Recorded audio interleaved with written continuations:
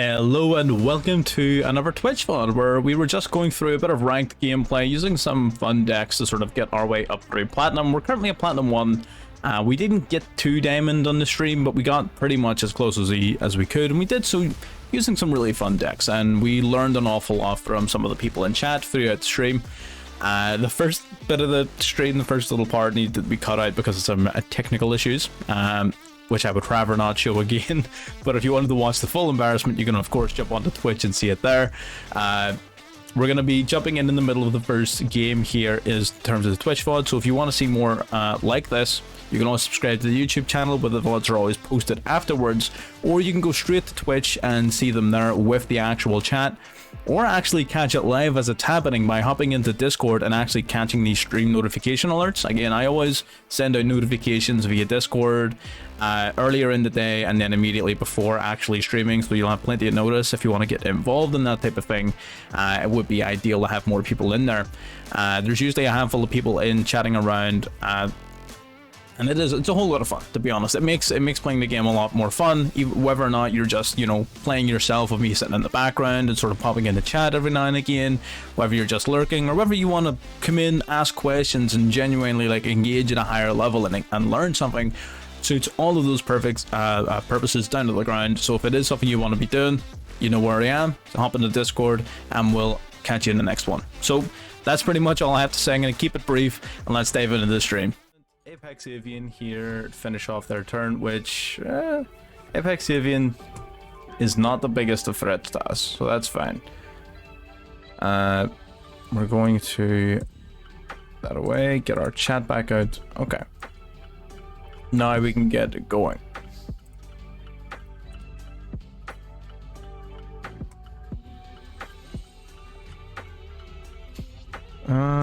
In terms of our opening hand, we don't have the greatest of situations, although Pot of Prosperity, if it grabs us pretty much anything, we're off to the races. Gonna ditch Uno, Dos, and Price. So what we want is a level 7, and we want a Prologue. Yep, a level 7 or Prologue. Ooh, we've got a choice now though. Okay, yep, the lag seems to be gone. Okay, it looks like it was just that their Windows capture was going on that was causing the lag. So Prologue versus the Ascendant of Thunder.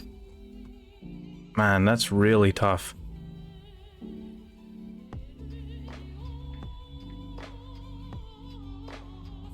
It's really tough, actually.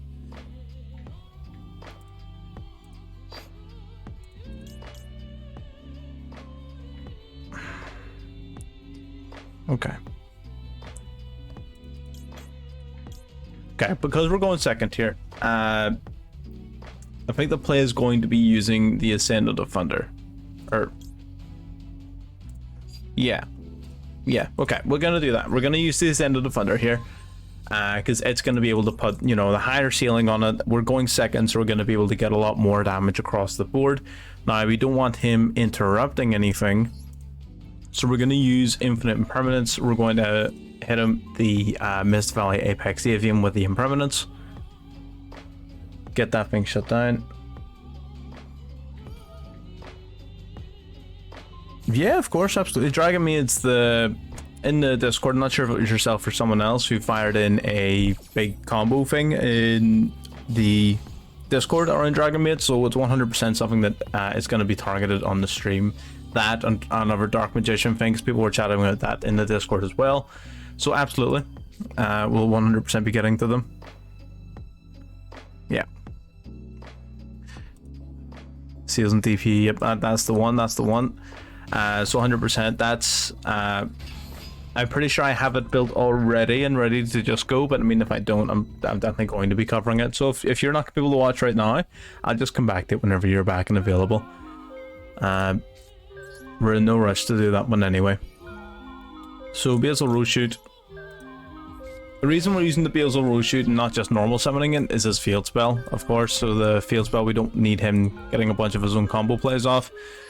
So we're going to be searching for the Red Rose Dragon, and then we're going to go into Baron de Fleur.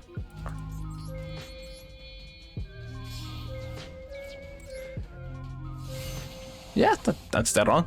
With a few other things we want to play in between then anyway. So you take all the time you need, Chief.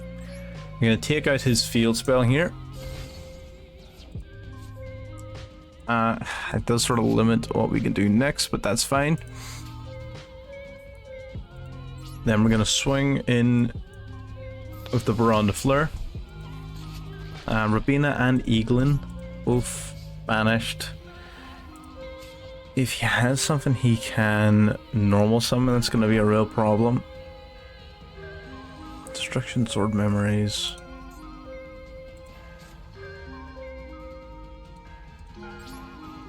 Okay, we're just going to call it a turn there. We could potentially have gone further, so we could have, maybe. But it would have cost us our Baron de Fleur, and honestly, it probably wouldn't have been worth it anyway. So we're going to take this one wee thing at a time. It's got another eagle, and that's a real problem actually. Hopefully he activates both of these now. Oh, he didn't. Oh, he's smart. He knows what he's doing. That's unfortunate. He's gonna add the eagle back then. So the reason does that mean he's already got like a Rabina or something in his hand? So he's gonna get an additional summon. Yeah, there's the Rabina. Then he's going to activate it. He's going to be able to grab the Rabina back to his hand, chain blocking his summon again. Although, if he now summons the M-Pen, it's not going to be protected from Baron de Fleur. So, I mean, if he summons the M-Pen now, that's fine. That's not protected in any serious capacity. So unless he's got something else he can summon, which is unlikely. So I mean, we should be sitting pretty here. He searches for the Stree. Oh yes, the Stree. Sorry, we'll be able to. That was not the play. The play was definitely Stree, because now I'm gonna be able to negate this. I should be able to anyway, because he's already activated the secondary effects of these two guys.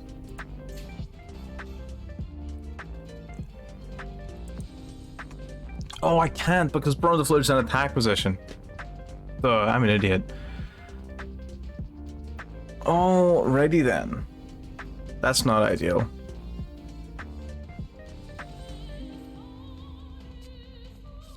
Okay.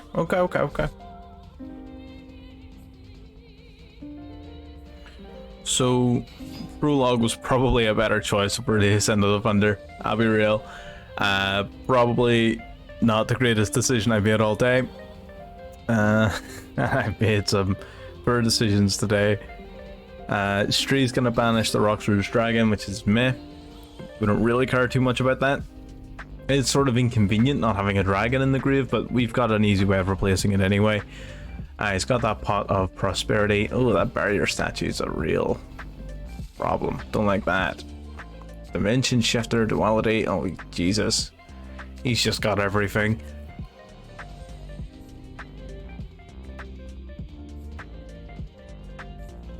What's he gonna go for?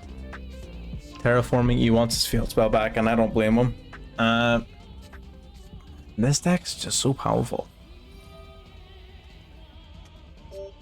Such a difficult thing to stop. You know what I mean? Like Floowandereeze just in general, so strong. And we didn't open the greatest, so we didn't, to be fair. We didn't open up a way to go into Prologue. At least not effectively. So, I mean, what are you gonna do?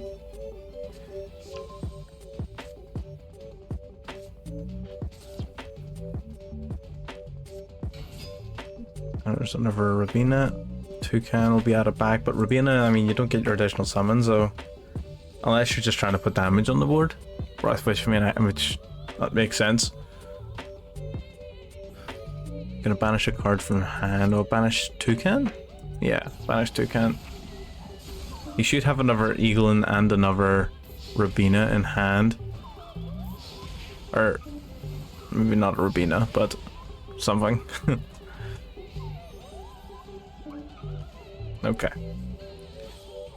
Okay.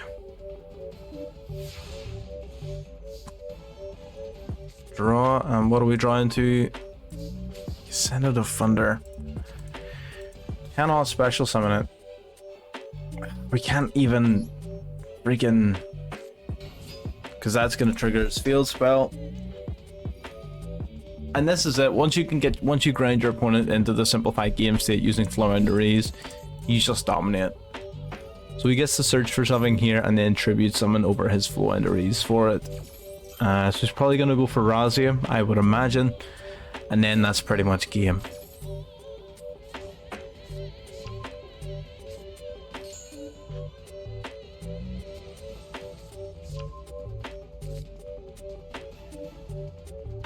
So let's see what you've got. What does he search? Oh, he searched for an M-Pen for some reason. I don't know if I agree with that. But I mean, what are you gonna do, I guess? Alright. That is fine. I mean, if that's all he's gonna do, that doesn't actually stop us from taking out his barrier statue. We don't have any follow-up, is the only issue. There's a street.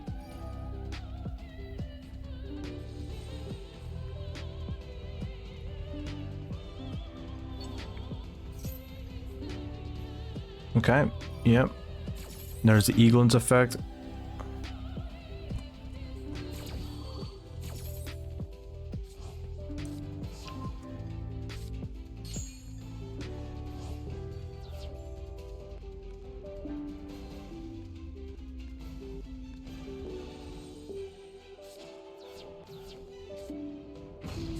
Okay, so he's also got the Apex Deviant.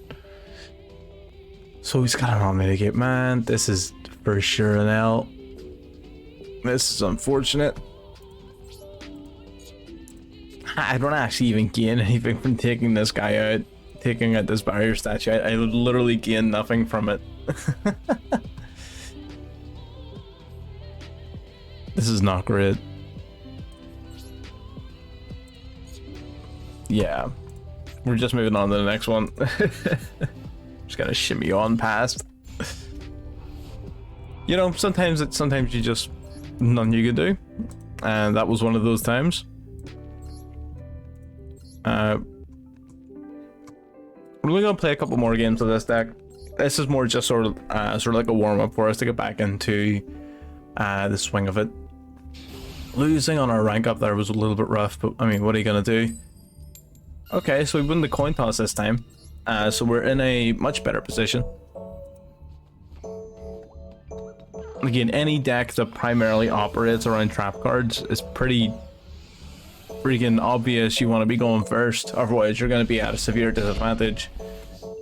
This is a pretty decent hand, and we don't have any level 7s unfortunately to combine with our Red Rose Dragon. But we do have the Basil Rose Shoot. So we're going to normal summon our Whelp. The Whelp's going to grab, then it's got a couple of options for what it can grab. It's going to grab our Dragon Buster Destruction Sword. So our plan is you can already use Abstract to copy the prologue. So we're going to use the Basil Rose Shoot. Basil Rose Shoot's going to summon out the Red Rose Dragon. Right. Now using these two, you can go in the Hulk.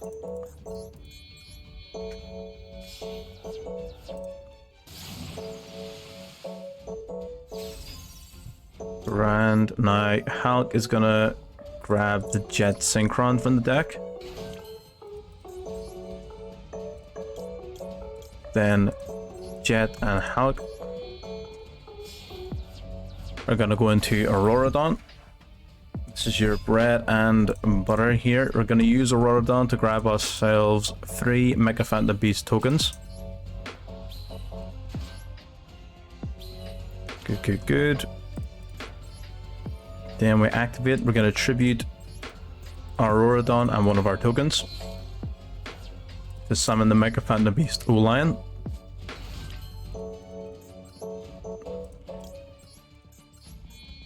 O-Line and our 2 tokens will combine into the Borreload Savage Dragon.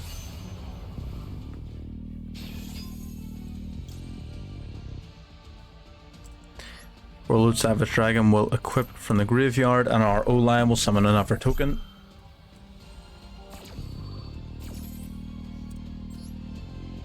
There it is.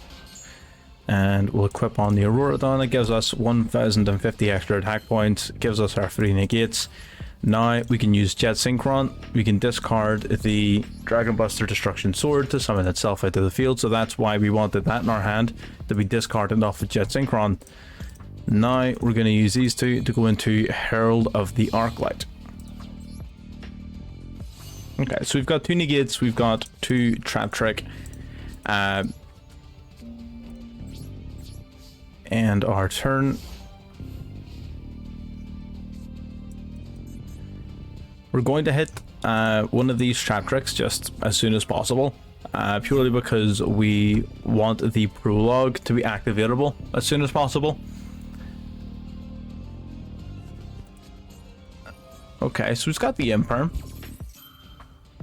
That's as good a reason as any to use my Herald. So we don't really want the Herald. So that's the thing. A Herald is sort of like a double-edged sword. Yes, it's a great sort of additional negate you can put on the board, but it's not really a card you want to be having on the board. You would much rather it be gone, so you can actually use your prologue. So our opponent's got the Call by the Grave there, and them eating up that Call by the Grave against the Herald of Arclight is really, really good, because that means that... So the only reason we're using the Borreload Savage Dragon's negate is because if we don't, it's going to get negated anyway and like lose its counters and stuff, so it doesn't really matter. Them eating up the Call by the Grave, taking out the Herald of Arclight is really, really good, because the... what do you call it? Yeah, because normally he would banish any monster sent from the deck to the graveyard, and obviously you need to send a Buster Blader from the deck to the graveyard as part of your prologue. What did he target with Call by the Grave? Herald of Arclight, and then we negated it. Okay, right. So now that we have set it, we can activate it. Now that our Herald is no longer around, choose a card we want to send to the graveyard. We send our Memories and our Buster Blader. Then we chain the Memories. Memories is going to banish cards from our graveyard to fusion summon, so we're going to banish the Red Rose Dragon and the Buster Blader. And we'll fusion summon out the Dragon Destroyer Swordsman. So that's that, and then we're going to grab our Buster Dragon. And then as the last little part of this play, we're going to use the Buster Dragon to equip onto the Buster Blader from the graveyard our Dragon Buster that we discarded earlier. So that's perfect. So now our opponent, complete sort of field negate, they can't activate any monster effects in their field, and are completely locked out of their extra deck. It doesn't look like our opponent's going to be using their extra deck anyway, so that not really massive amount of value gathered out of that there, but you know what, it is what it is. Floowandereeze again, man. People are just all over this deck. Book of Moon. That is extremely unfortunate. Man, what are you doing to me?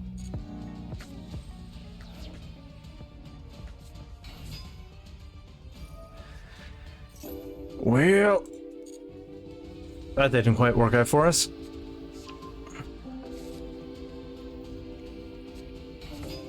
It just had to get Book of Moon. Just had to get it.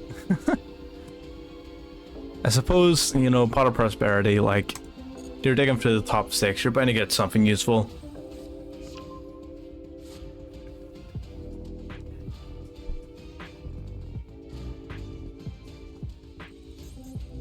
So it's got the Rubina and the Eaglin. It's gonna go into M-Pen. Yep, that's fine. And pen will search for a spell or a trap card, which is grand. We've got the Robina here, and the Eagle, and we add it back to the hand. And the M-Pen, of course, getting its search off. So quite a lot of effects resolving here from our opponent, which is totally fine. We're not overly worried about it. He is going to be able to take something out here with the M-Pen though.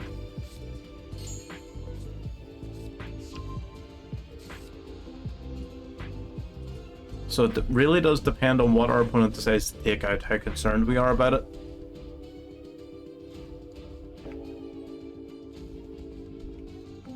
You know, he may decide to take out the Savage Dragon because it's got that Omni Negate, and that'll leave at least our Buster combo live.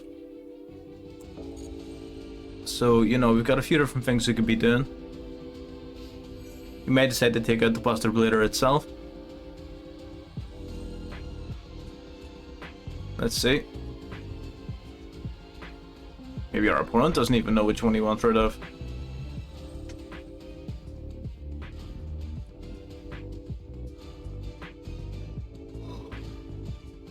Yeah, okay. So he's going for the Savage Dragon. We sort of figured he would do that because he wants to use that trap card on our turn. And that would sort of get in the way of him doing that. So it would 337 damage. What an awkward number. 7,663 life. That is just unpleasant.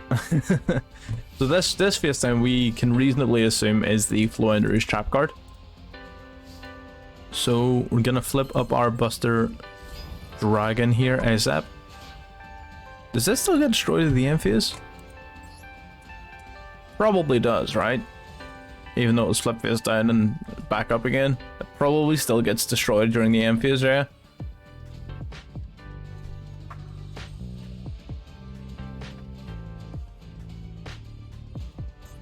Well, what is our opponent doing here? You can activate the trap card now if he wants, it's just not going to do him any favors.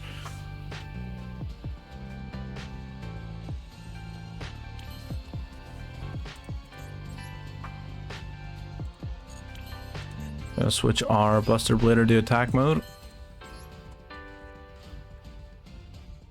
We've got a few things we want to do here, but first and foremost, we're gonna punch this little guy in the face.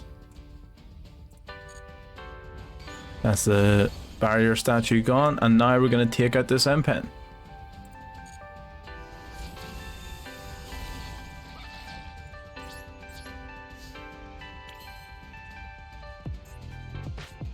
Okay, Pot of Prosperity. Let's see what we can dig out here. Gonna banish the top 3. Okay, get rid of you, and you at this stage.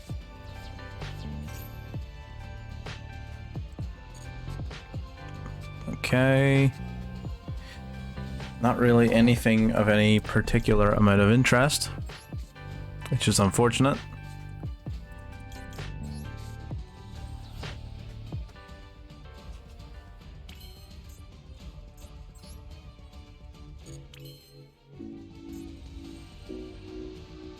Okay, so we're going to use the Dragon Buster Destruction Sword.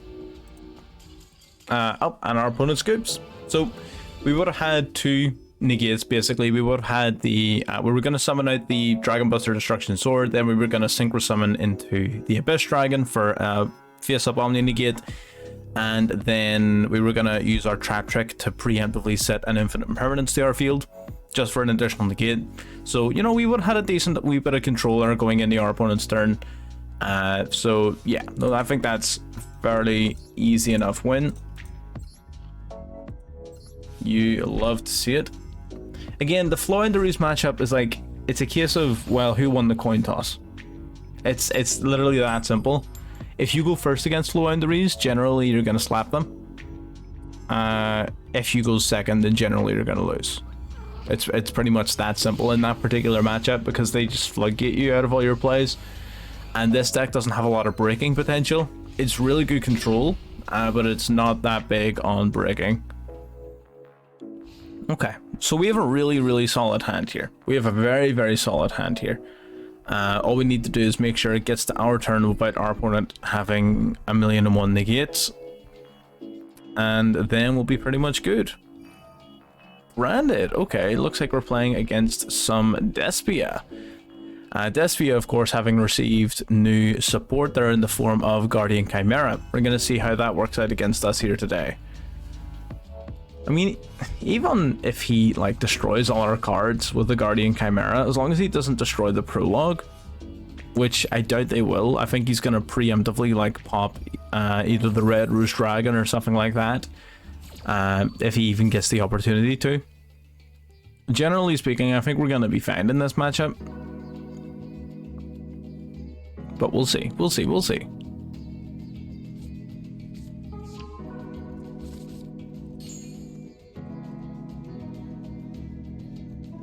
All right.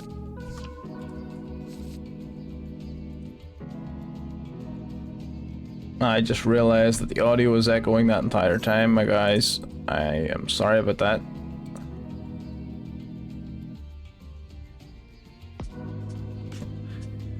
Oof.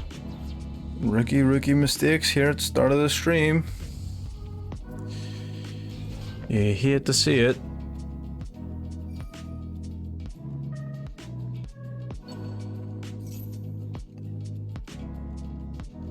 Okay, so what exactly is our opponent doing? So I'm assuming they've added Branded in red to their hand. Yep. Okay. Where's a Branded in red? Well, one of these cards then. All right.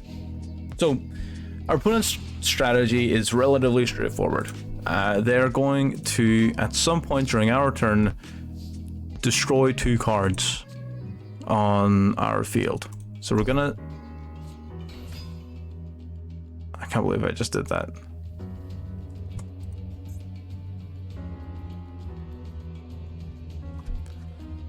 Oh no! I'm an idiot. Okay, well that was a mistake, very clearly. What should have happened there is we should have summoned a Vishuda first. That is just a complete misplay. That's why we're playing a tech that we know. So that, okay, we can get in the trigger Branded in red, that's fine. Ultimately, I'm calling that a win, right? But that's fine. So our opponent's gonna destroy our monster here. That's a-okay. Let's see what they've got. So he has the opportunity now to fusion summon. He should be taking it. I don't know what would be taking him so long to decide.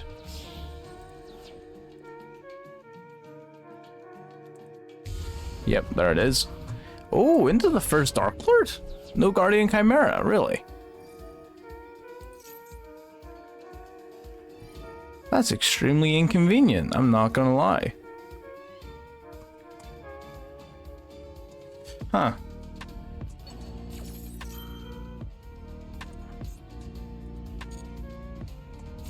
Okay. Alright.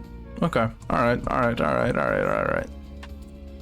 I'm full screen mode.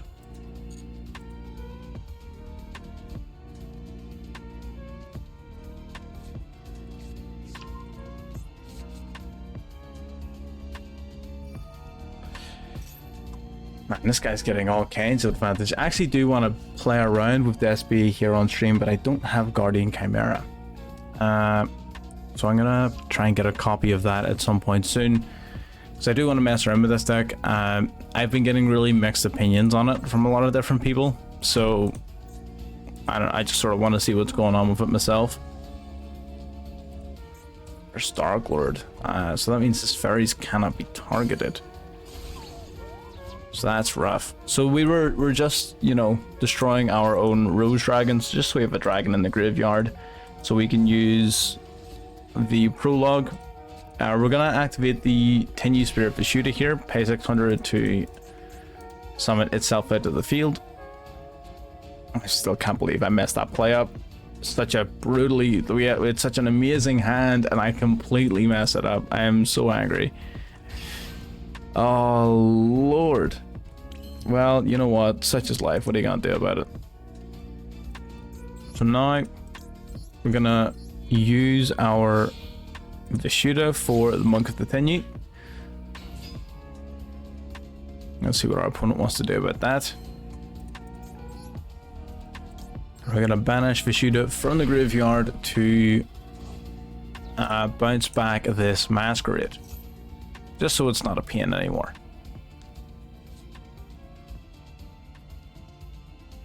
So what's annoying is Masquerade isn't actually a dragon, it's a fiend. Otherwise I would have just left it up, but like, it being a fiend is really annoying. So that's that. And if we had just one additional piece, we would have been able to get the Buster Lock open, but what are you gonna do? Just in the draw phase, we're gonna preemptively get this going. We're gonna send memories to the grave as well as a Buster Blader. And then we're going to trigger memories in the grave as well. So this is going to completely negate his entire field. So it's going to put Despia in particular in a very rough spot because it's an entirely monster-based deck. Let's grab our Buster Blader, put him right there. And then Prologue will summon the Buster Dragon. He will summon right here. Bang. Alrighty. Pass it back to our opponent then. Let's see what they've got.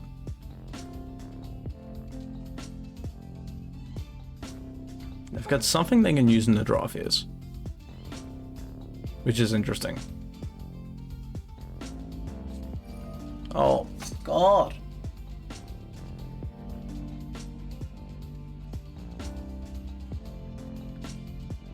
That's unfortunate. That's very unfortunate.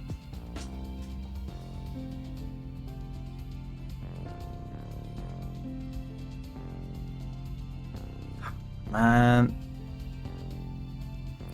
just one of those things. What are you gonna do about it? Got that Forbidden Droplet on deck.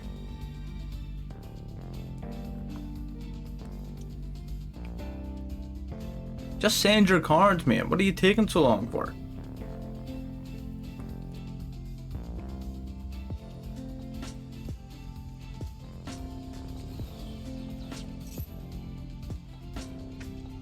I gotta say, you have an Aliber that's just dying to be sent to the graveyard.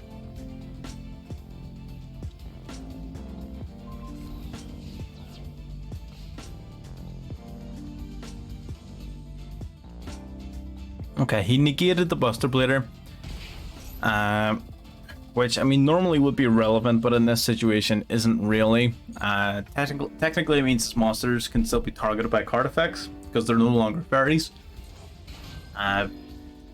But either way, it's not really anything noteworthy right at this moment in time. He's got an Aliber yet again.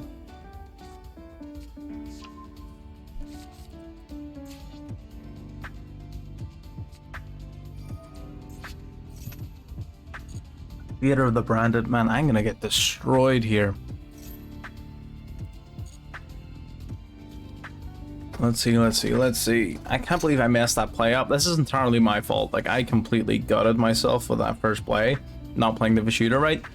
That was just a complete mess up on my part.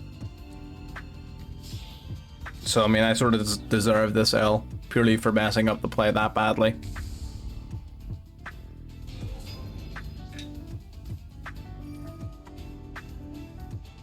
But, you know, it is what it is. Everyone's going into Masquerade again, which is interesting. Masquerade's just like, it's one of those monsters, it's like it has a very low impact on the game. So, I mean, I don't know why they go into it again.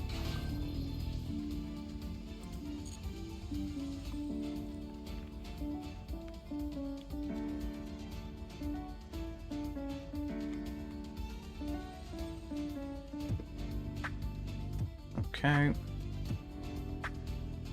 Are they gonna do some sort of push here for lethal, or what's the play? What's going on?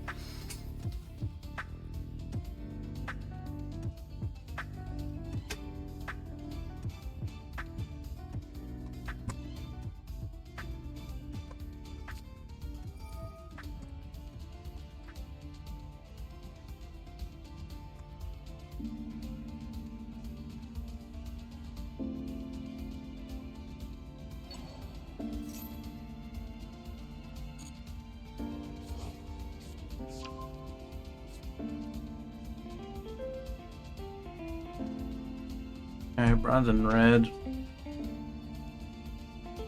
He's gonna go in the Guardian Chimera now. Oh, actually, he might be. Yep, there it is. So he gets to pop 1, draw 2. Right? So how this guy works is you gain effects based upon where the fusion material is used for his summon were. So for everyone on the field, I believe you pop a card. For everyone on the hand, you draw 1. Yeah, so he drew 2 and he gets to pop 1. While polymerization is in your graveyard, your opponent cannot target discard with card effects. Oh, I didn't know about that last little part. That's interesting.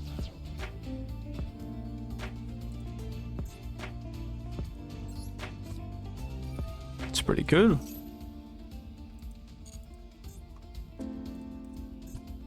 If this card fusion summoned by a spell card or effect, so it can only be summoned by a spell card basically to get its effects. Which I mean, it's going to be most of the time anyway. But just something, you know, to bear in mind.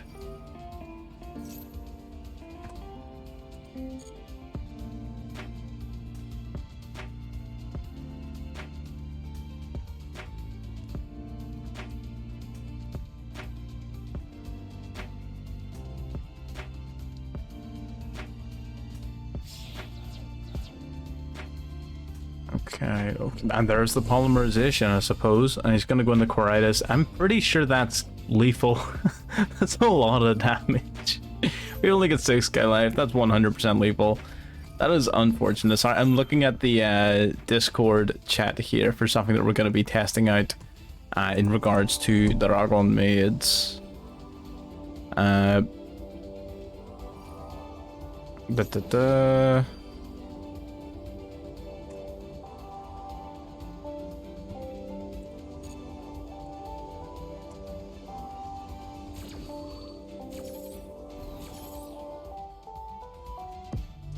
Dragon Ravine.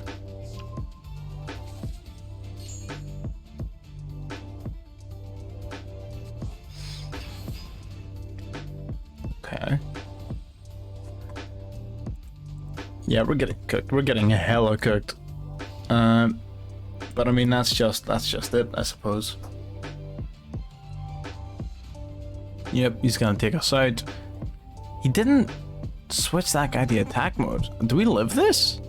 No, we don't, because our attack points are being reduced by the Quiritis. Okay.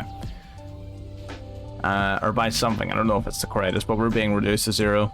Would it have mattered? 5,000? No, we were still dead. Such is life. What are you gonna do about it?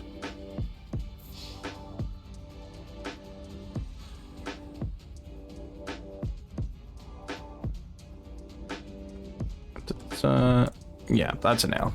That's fine, but we definitely deserve that L purely because of our misplay at the beginning. That's just, you know, it is what it is. You can't misplay that hard and then expect a win out of it. Okay.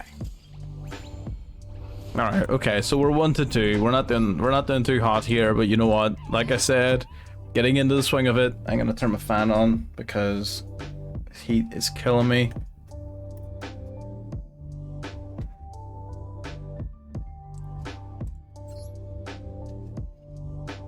Let's get in here, see if we can tie this up.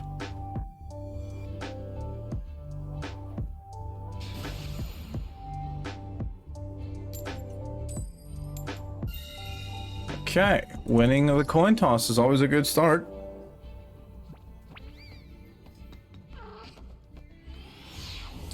Hopefully we just draw a decent hand and then we're pretty much good to go.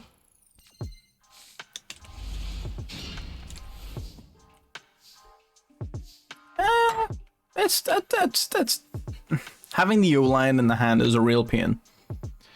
Honestly, that's the biggest problem with this hand. Actually, I can just go into the Tomahawk, can't I? Yeah, that's what we're gonna do. Okay, so we get to show off the Tomahawk. Great. So we're gonna use the shooter first. You know, as we should have last game. Then we're going to special summon out the Ascendant of Thunder. Then using these two, we're going to exceed summon into number 42 Galaxy Tomahawk. So Galaxy Tomahawk, you detach both materials and summon out tokens to your zones, as many as you possibly can. So we're going to grab a few Battle Eagle tokens here. Bang, bang, bang, bang. There's 4. Then using these guys, we're going to go into the Mecha Beast Auroradon. Auroradon will grab an additional 3 tokens.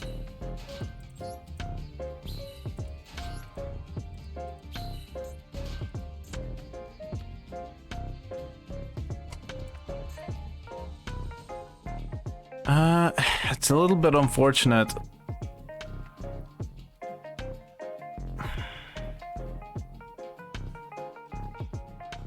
That we have to do it this way, but it's grand.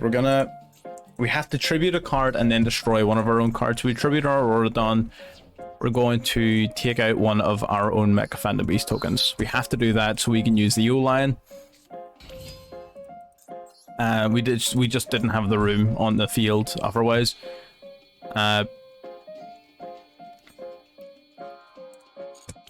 Can we use these guys to go into...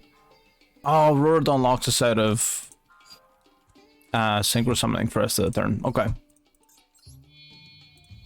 So we're going to use one of the Battle Eagle tokens because all of those get destroyed at the end of the turn anyway.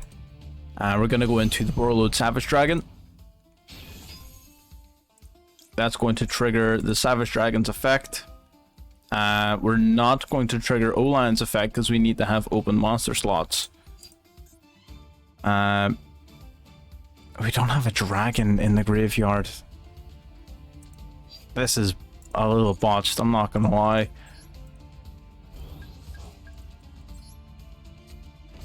Really wish you could have gotten rid of that. I should have normal summoned this instead.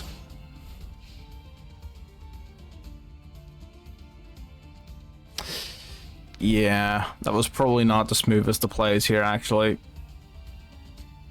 Man, my head is just not in it here tonight. What is going on?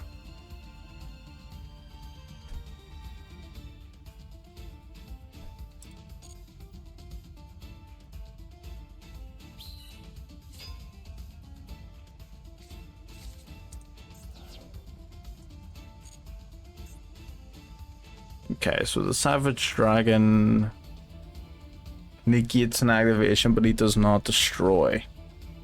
So that means he's no good at negating the Fateful Adventure.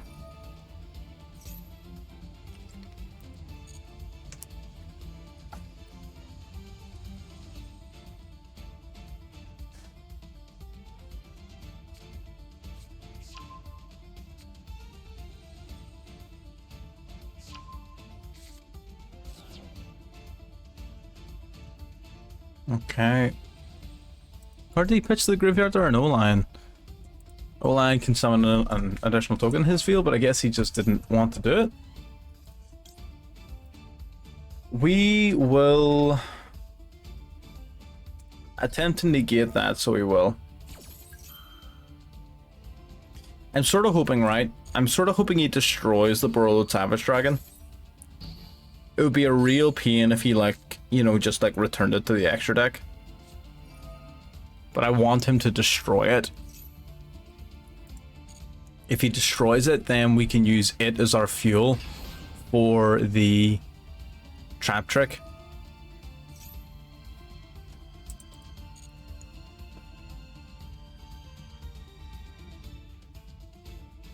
So now with the Draco back, he's going to grab Draco back here then. And then hopefully with Draco back, he actually just targets our face down because the Borreload Savage Dragon no longer has a live negate. Yes, sir. So now we can do that. Again, makes total sense from our opponent targeting this instead, since the negate on Borreload Savage Dragon is no longer live this turn. We're going to banish a prologue, and we're going to set a prologue. Excellent.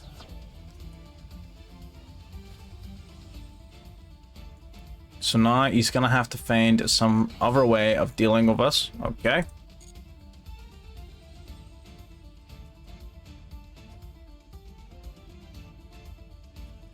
That's rough. Actually, that's really rough.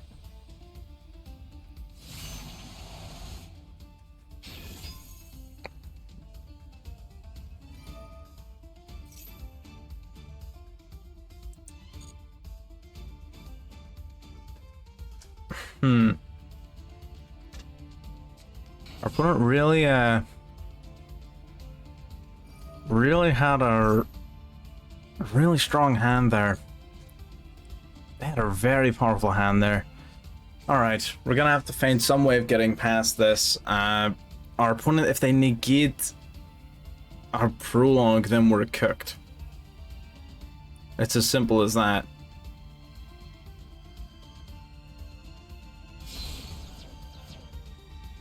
They're going in the... is that a level 7? Yeah, okay. They're going to the Yazi as well. Okay, damn. So Yazi, they're going to pop itself in one of our cards. I imagine they're going to try and get rid of this face down to force me to use it so they can negate it. I would imagine is the play.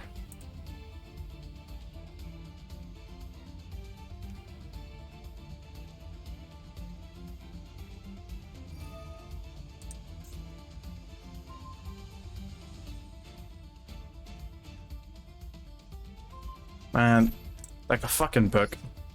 Too bad I already know the ending.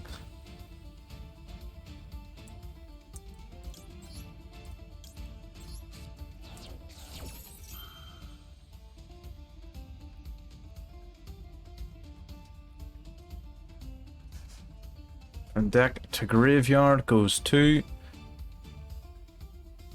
He may allow this. From the perspective that we've got nothing. Like at all. Because we have no dragon in the graveyard to fuse it with. Which was an oversight on my part. Again, I'll be honest, we're not playing it, we're not blasting 100% here. Or maybe we're just bad. Maybe this is 100% and we're just bad. Also an option. Okay, so we let that go through. Okay.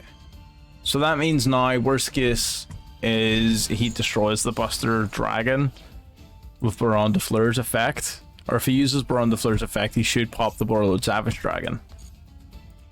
Ideally. But he's gonna have a whole bunch of other plays anyway.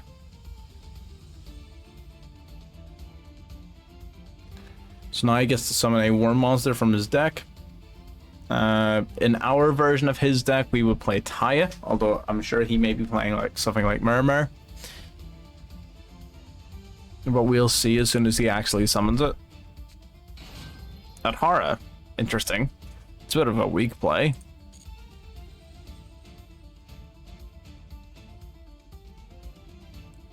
Okay.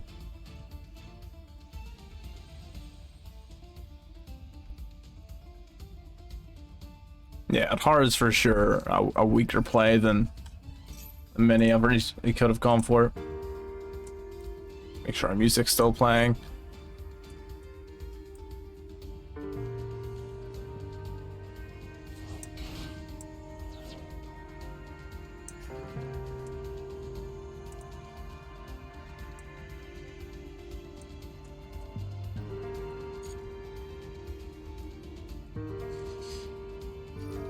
Okay, what's he gonna pop? Is he gonna pop the Borreload Savage Dragon? Oh, he's not. God damn it.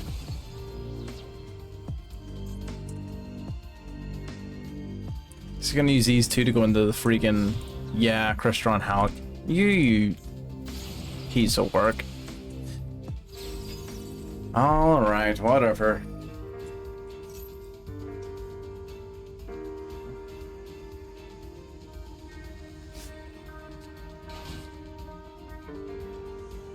Again, that's just him playing correctly, so like I can't really be mad at him, but like come on. Throw us a stone at a branch, whatever a bone. Jesus, can't remember what the saying was. Throw us a bone here, Chief. Alright, so he gets to grab himself a few tokens this time.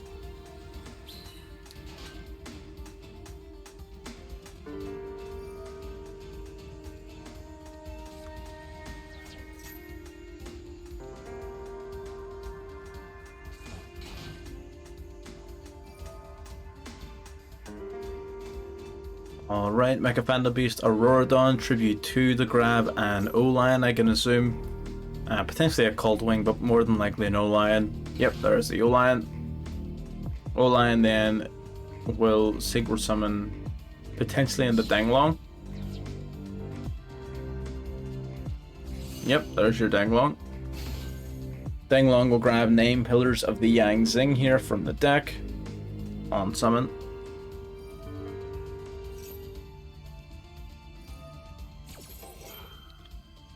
Okay, let's see what you are up to, my friends.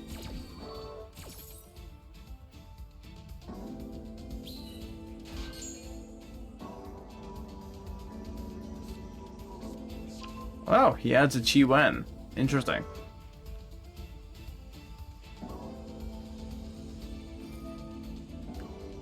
Gonna send from deck to graveyard. The Vishida bases the level up to 7. Vishida, I imagine now, is going to bounce our Borload Savage Dragon back to the extra deck, which means that it's no longer the biggest card in the field. And then that's going to allow his Ching Ying to do some damage too. It's brutal. Danglong's going to summon a Yang Zing from his deck now, which will be a second Chi Wen. I guess he just runs 2 of them.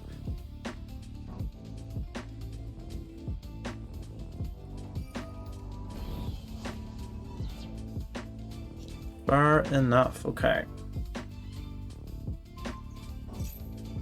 Okay, so he's gonna bounce back a token. That's because his Cheng Ying Ying then it's gonna be able to come in. He's gonna banish the Savage Dragon as well as a monster from our graveyard. He's almost certainly gonna be hitting the Buster Blader.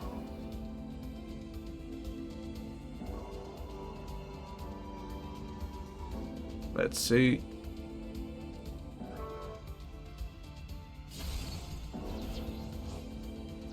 Or memories, same effect.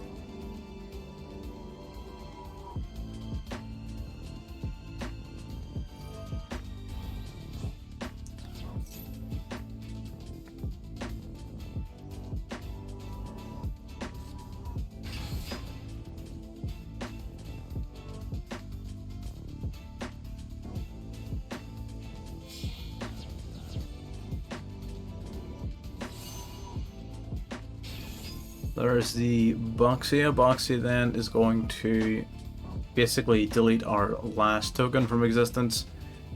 And I mean, we only have 5,000 life. Our opponent has more than enough damage on board to finish us off. So I don't know why they haven't yet. I guess they're just BMing.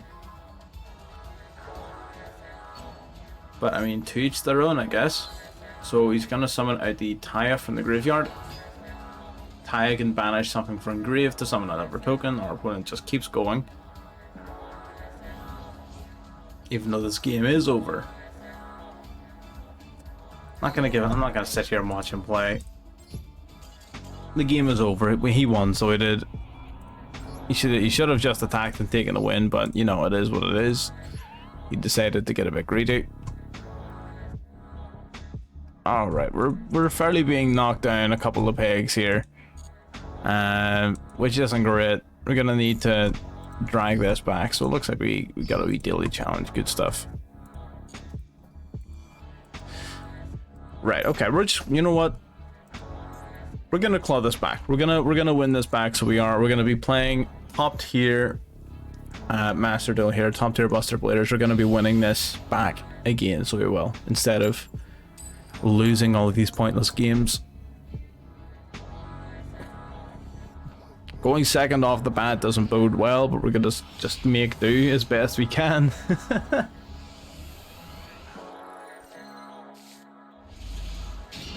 Okay. That's not the worst. I mean, again, the O-Lion, having the O-Lion in hand is really detrimental. So it is not what you want to be seeing at all.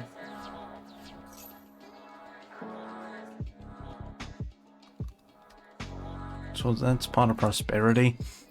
We're not going to ask that purely because, yeah, if he's playing Floowandereeze, I would much rather ash something like a Rabina or an Eaglin.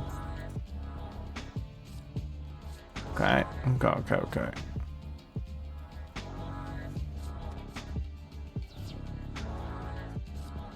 There's the Rabina. Perfect. So we're gonna ash that. Right. Oh, nothing to respond with. Excellent. That's the Rabina, then dead in the water.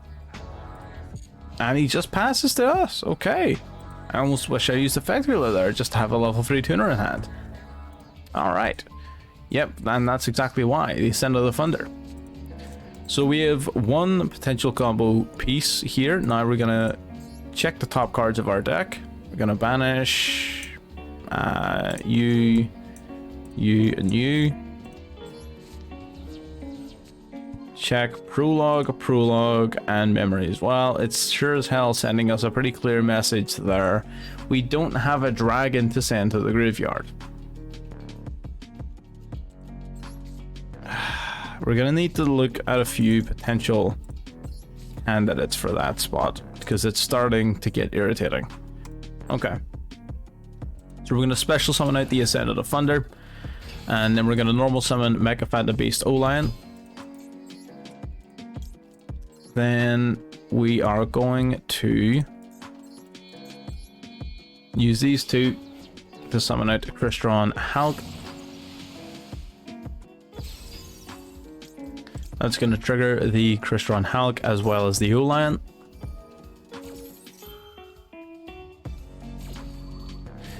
O-Lion's going to grab us a wee token. Hulk's going to grab us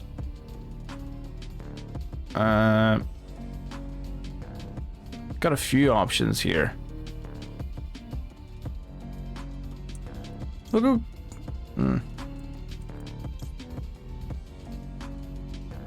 We could probably grab the Buster Whelp actually.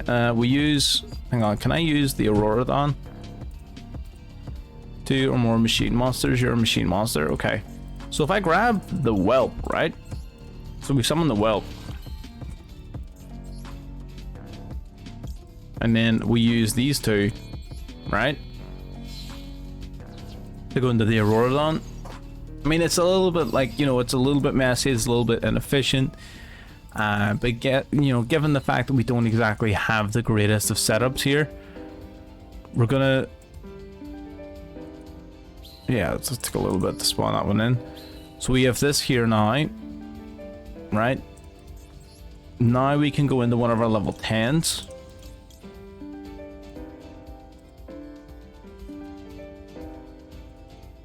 Gonna go into Baron de Fleur, right?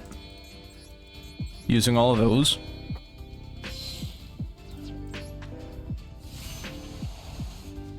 So yes, it was a little bit of an inefficient usage of that package, but now with all of those, now with it being done that way, not only did we get to make effective use of the tokens after, you know, drawing into our O-Lion, we also now have a dragon in our graveyard so that we can banish it off of our memories if we need to. So yes, it could be seen as a wasteful play, but at the same time, it's making the best of a bad hand, really, making the best of a bad situation. So we're gonna get as much damage across the line here as possible, and we're gonna pass turn. We've got a few really powerful options coming up. In the draw phase, right off the bat, we're gonna be going for prologue, because we want to shut this Floowandereeze nonsense down. We're gonna send memories and a Buster Blader. Summon the Buster Dragon out to the field.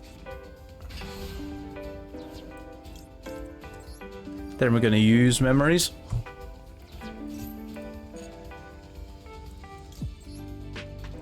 Gonna banish our Buster Blader and our Whelp to summon out the Dragon Destroyer Swordsman. Okay, and we're sitting pretty. So this is going, these two here are pretty much going to negate his entire field. We also have an Omni Negate that we can use to stop any singular card, as well as an Imperm if he manages to deal with one of our Buster pieces, which is unlikely, but it is possible. So our opponent reveals the top 3. Yeah. I think the stream might have been a better option, but you know what? It is what it is. He's got the Eaglin. Eaglin, again, you're not going to get your additional summons. Yeah, there you go. Our opponents just realized what's going on. Yeah, you're not getting your additional summons with the Buster Lock on the board. And that is Floowandereeze out of here. It's just that easy. Again, if you go first against Floowandereeze, it's pretty much game over. Like, they can't beat you. Unless they manage to draw into some way of outing your combo, which, I mean, they can do totally. It's far from invincible, you know what I mean? Like, no one's gonna make the claim that Buster Blader is this top tier competitor, you know? Like, you're an Imperm, Book of Moon, Chalice, Droplet, anything like that will shut down your combo, you know what I mean? So it is what it is. It's far from invincible, but it's really powerful, you know? So you gotta sort of take it for what it is. We're gonna use Pot of Prosperity. If we can nail a prologue here off the top of the deck without needing to go into that combo, that would be great. We cannot. We get a Vishuda though. Vishuda's nice. Vishuda's interesting. We're gonna get these back to the top of the deck. We're gonna activate Vishuda to summon itself out of the field. Right.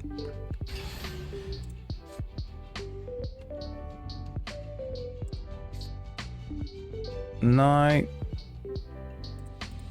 man, it really makes you wonder which of the two plays is going to be the better one. We're gonna go for this, right?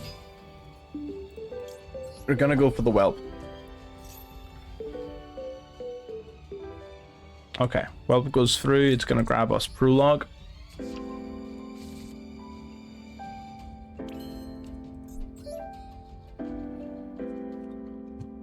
Okay. Now using these two, we're gonna go into Crystron Hulk.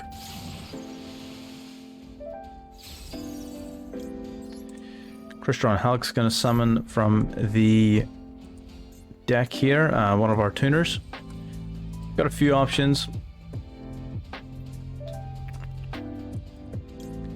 Jet Synchron's probably gonna be the way to go. Yeah, we'll keep it nice and simple. Gonna summon out Jet Synchron.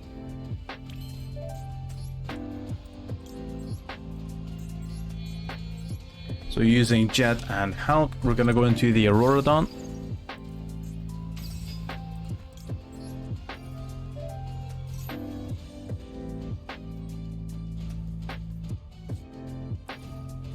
Okay, Imperm onto the Auroradon. Interesting.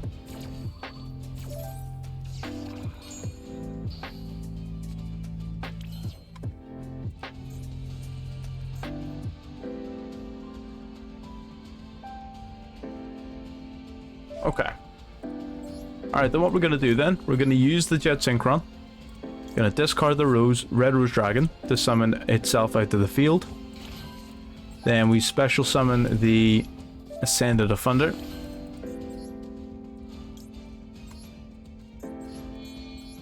And we're going to go into the Borreload Savage Dragon that way.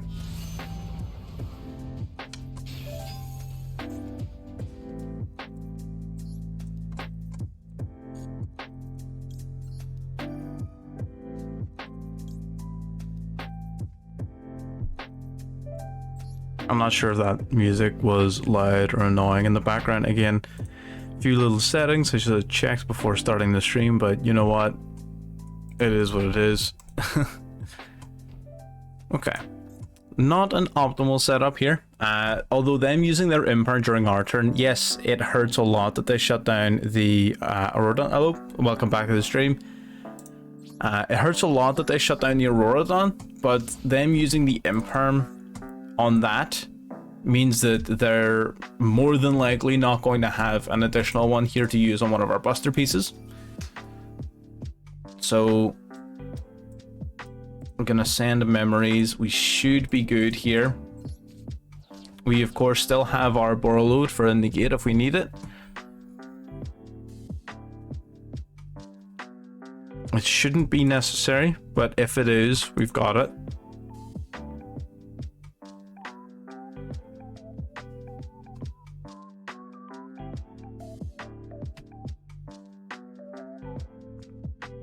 What is our opponent doing?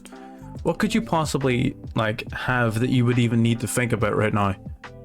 If you have a card you can use, it should be pretty freaking obvious as to whether or not you should be using it.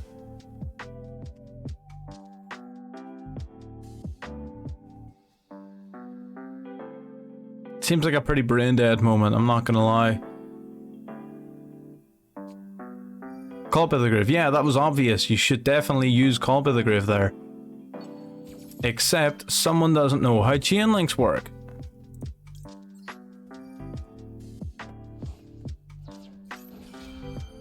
If you're facing off against Buster Bladers, which isn't going to happen very often, if you're going to use Call by the Grave, use it after the Memories has been activated, not before.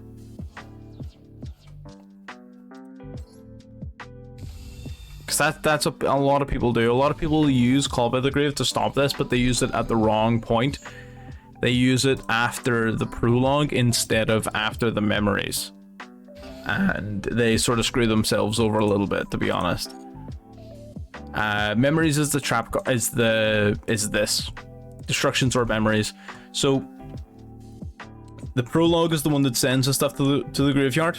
The Memories is the one that activates in the grave to fusion summon.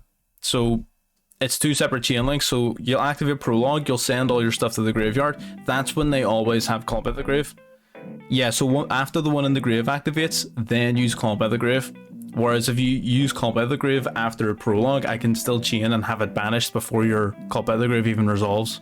So I didn't even have to use an extra negate on that. But so if you're ever facing Buster Blader, wait until they activate the Memories in the grave and then use your Call by the Grave, because then they're completely boned. Then they've got nothing they can do. Like I said, like again, Buster Blader's not a top tier deck. It's not even a good deck, to be perfectly honest. You'll probably not play against it. You'll certainly not play against it at higher levels of play. You might face it in lower levels of play. I don't think I really see anyone except me and maybe a couple of other YouTubers playing Buster Blader this high up. And again, this version of Buster Blader is the version I've been, putting so much time in the building, is not a version you'll see anyone else playing. So I wouldn't be surprised if you've never faced them before. And I wouldn't be surprised if you face them once in a blue moon at absolute most. Are Ashuna... Is Ashuna dangerous? Not really. We don't really care just yet what our opponent's up to. Does he have a Vishuda in grave? No. Oh no, what have I done?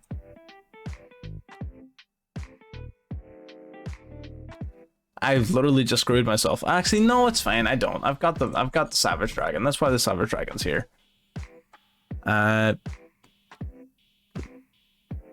So our opponent, they're gonna try to get the Vishuda into the grave, and then Vishuda's gonna bounce one of our cards. So basically, we need to keep the Savage Dragon for Vishuda. That's it. Vishuda's an ignition effect, so it's easy enough to negate.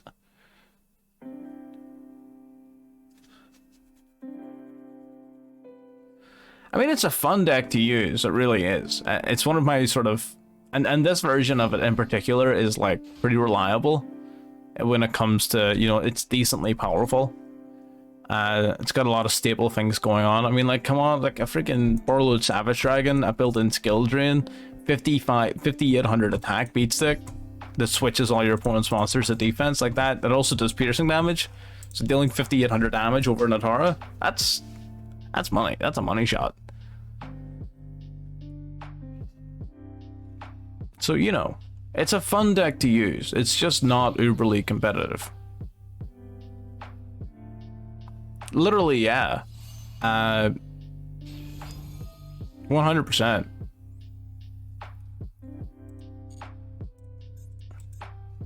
It's Babushka, except I get to play offensively. It only, like, it's a Babushka, but it only affects my opponent.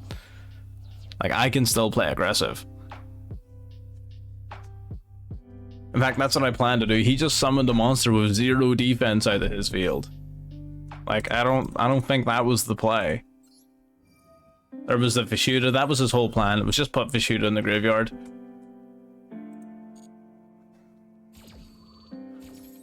Yeah.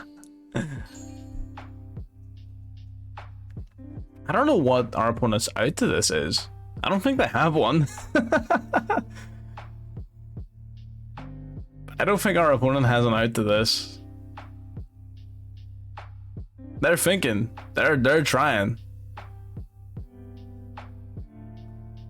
Dark Ruler? No, I mean Dark Ruler is an out, but they don't have it. Otherwise they would have used it.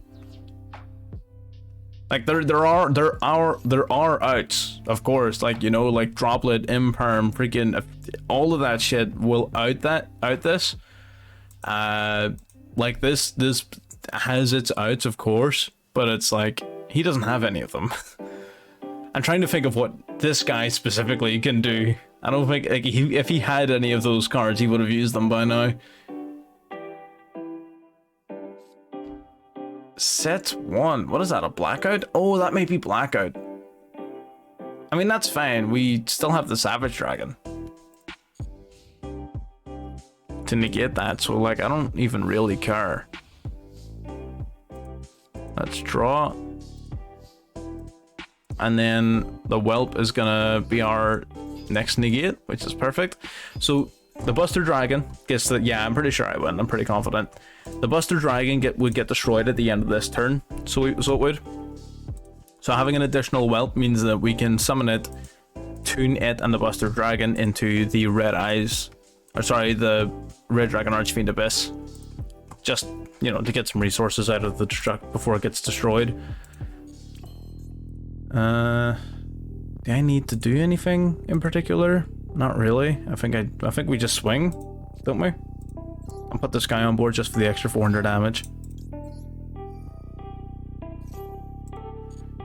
I'll also set us up with another. Yeah, there you go. There, just as you say it.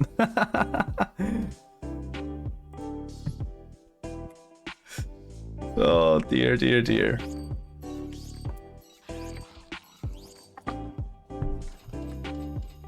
He probably thought I was gonna be like BM and combo off a bunch. I was just putting an extra like 400 points of damage on the board. I wasn't about to sit and do mavs. Are you mad? I'm not here for numbers. That was initially supposed to be like the last duel with that deck, but since it's a rank up game, I'll see if the deck can earn its rank up. We'll grant it the rank up opportunity, and then we're gonna have a look at Dragonmaids. Okay, we lost the coin toss and our opponent's letting us go first, so that's never a good sign. That's usually a case of like this guy's playing kaijus or they're playing freaking numerons or some cheesy nonsense. Right, first things first.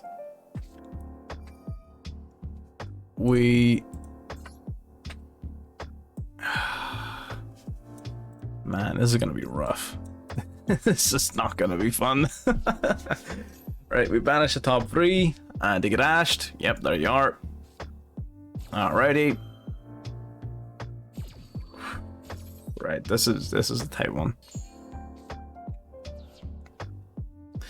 So we have a few different, right, so we have a couple of different paths we can go down.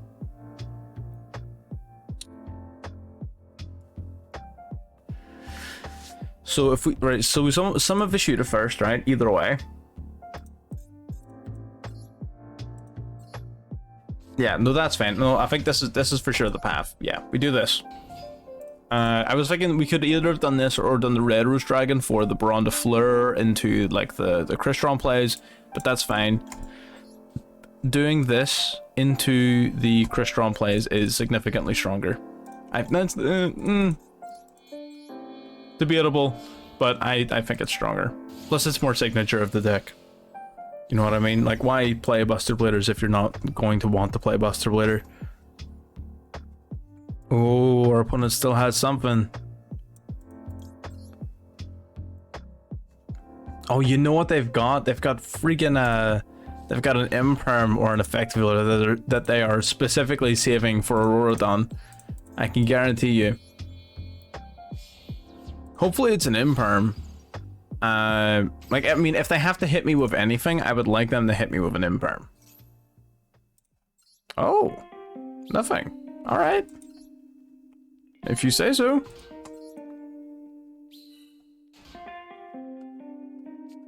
Nibiru. Oh. Well.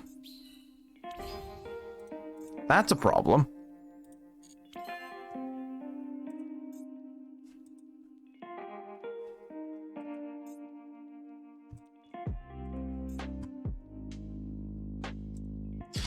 Do we need a level 12 synchro?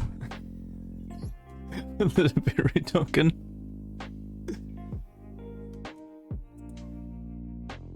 That'd be pretty funny.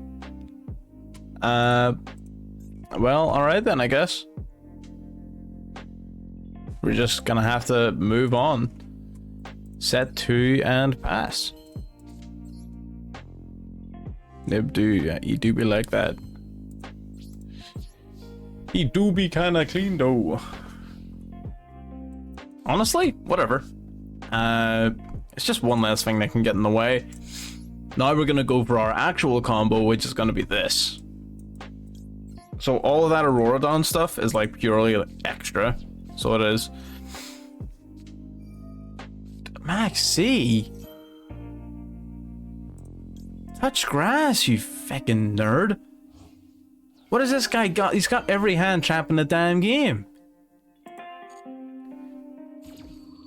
See, an advantage though, right, and is that so long as he has Nibiru on his side of the field, he actually can't imperm our Buster combo.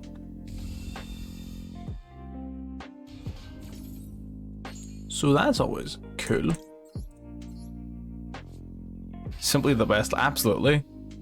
He only gets to draw one, like what a waste of a maxi. Again, know when to chain your cards. If you're going to chain to the Buster combo, chain to the memories to draw two. Like people need to learn how and when to chain cards. It's you would have drew an extra card. And like he's gonna have to drop it.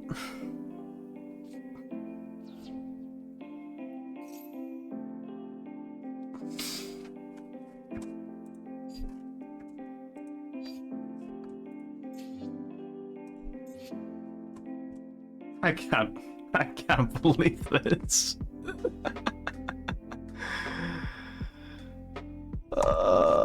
No way. You absolute madman.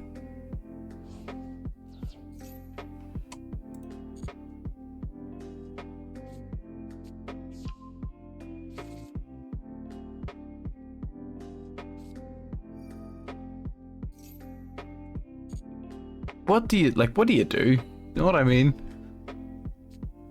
Like, what do you even do?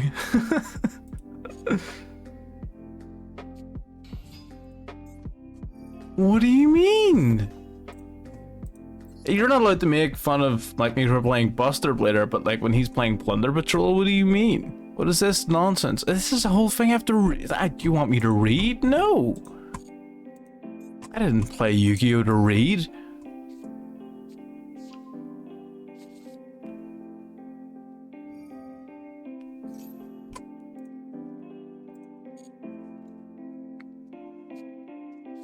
Okay, the Wandering Griffon right there.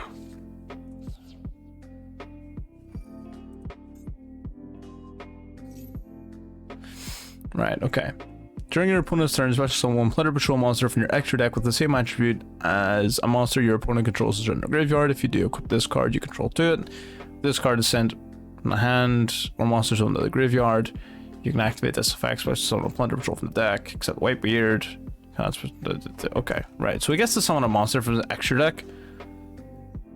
I mean, the Plunder Patrol's cool. It's actually one of the few decks that, I mean, I haven't been to many actual TCG events, but like in the few that I have gone to, I went against a Plunder Patrol player, which I thought was interesting. The match didn't last very long and it did not go in their favor. I haven't won very many of the matches at the TCG, but like I did beat the Plunder Patrol, so I don't know how effective the deck is. It's got a very similar sort of art style to Floowandereeze, doesn't it? That's sort of like... actually, maybe I'm wrong there. Maybe I'm wrong. Maybe I'm wrong.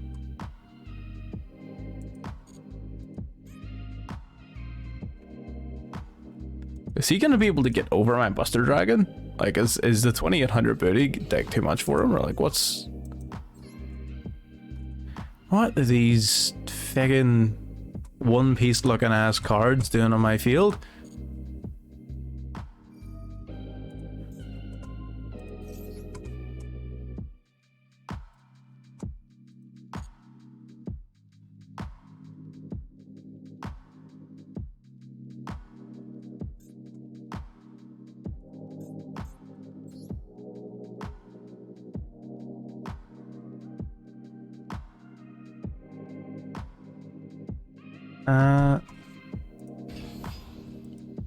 That one's almost big enough to get over it.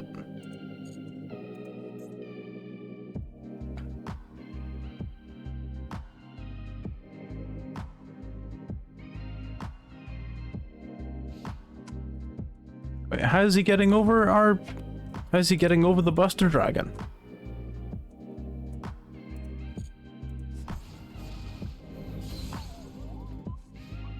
He's not. Alright, so it's just the 2800 defense is just too much for him. Okay.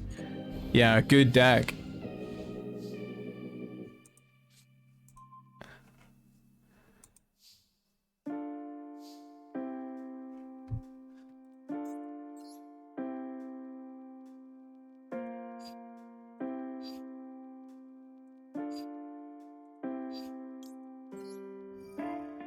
Gonna discard...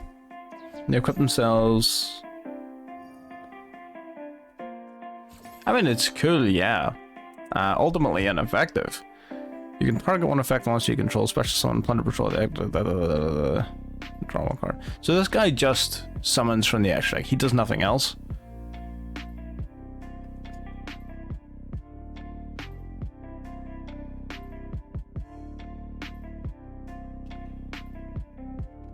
So he's just like an engine card almost for the rest of them. I'll negate him. Sure. That might trigger just like the Griffin Rider to get involved here. Yeah.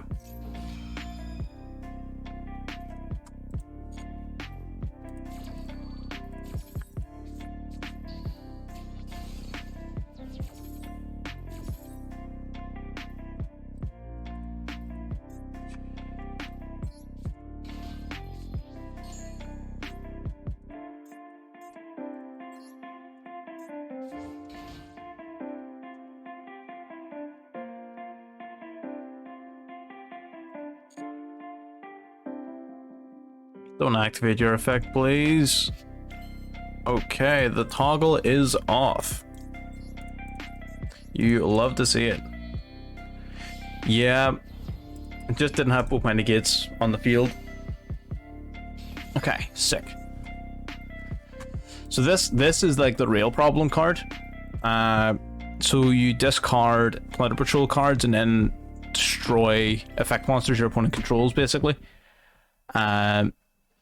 Sorry, you banish them and then you search your cards. So this has a hell of a lot of advantage to it. Typically it's an ignition effect, but if they have an equip card on them, they become quick effects.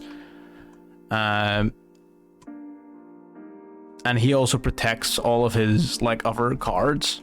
So that's pretty, you know, this guy's pretty good. This guy's pretty strong. The adventure token is the real problem though, right?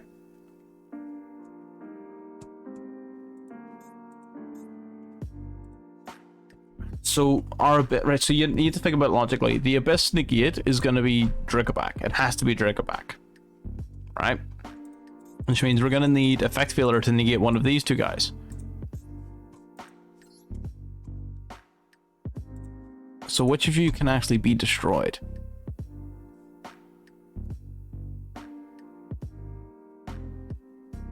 Okay, we're going to do is Hot Red Dragon Archfiend. Negate this. Actually, he doesn't even have any Exceed material. That's not even relevant. Oh, did I just screw it? Did I just... I did.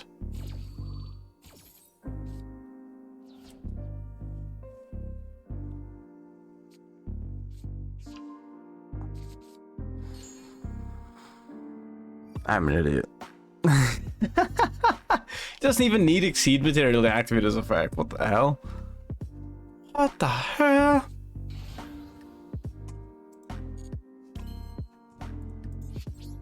Well, such is life. You can always build Plunder Patrol and then just prey off the fact your opponent is an idiot like me. An absolute fucking bumbling buffoon. And just completely apes on their own cards, you know? That's always a possibility. You can always do that. Such as, you know, it is what it is. We're gonna pretend that didn't happen. We're gonna change decks here. That didn't happen. No. You don't have any evidence. Show me the footage. So what we're playing then is Dragonmaid. I haven't touched this deck in quite a little while. Do I even have one? Here it is.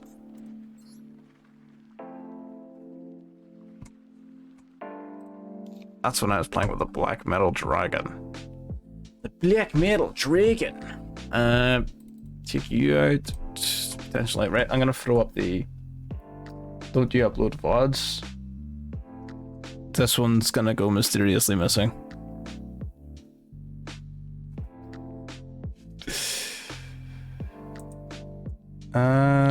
Where's the Discord? I'm gonna load up the list and the combo that you posted. Gonna have a quick glance over it. There it is.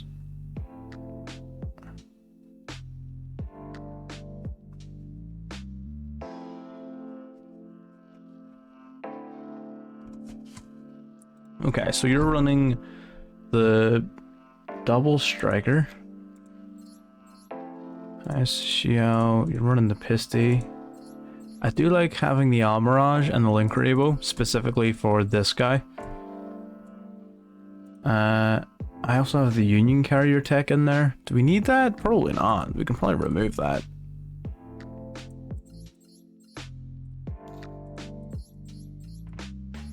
I don't have the Goddess of the Underworld, I'm gonna be real.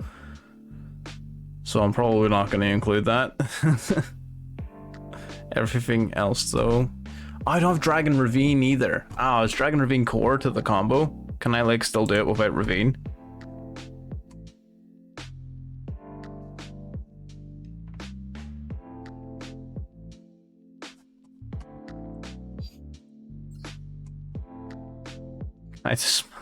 Yeah, it is. Crap. God damn. Alright, I guess we're just gonna have to craft it. I sort of wanted to build Beat Troopers, but at the same time, I'm not that big on them. So, whatever. Such is life.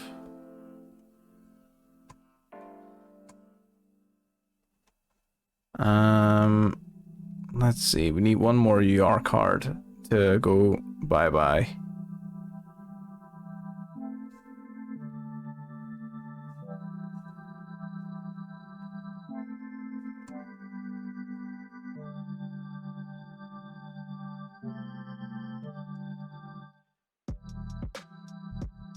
This guy. Okay. So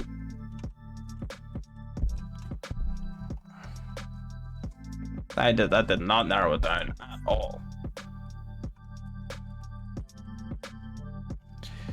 Direct Unity.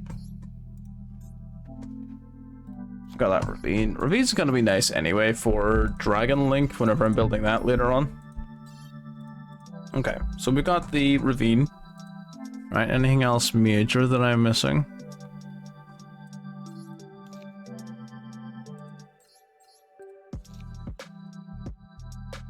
Hospitality.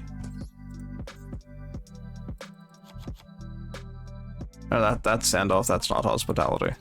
Hospitality is this one.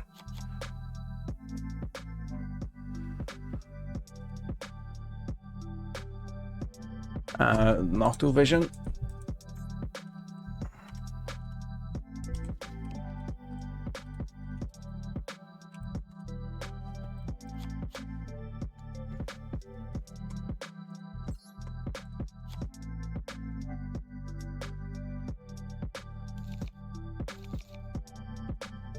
Then we get rid of those. Get some extra hand traps in here.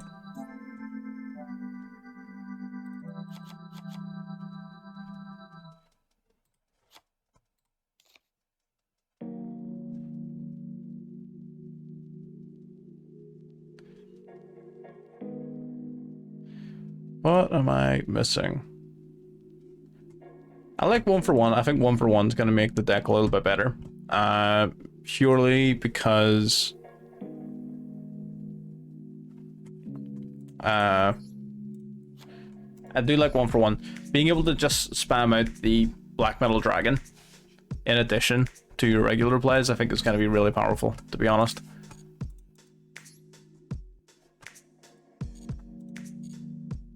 Yeah, 1-for-1 for Black Metal.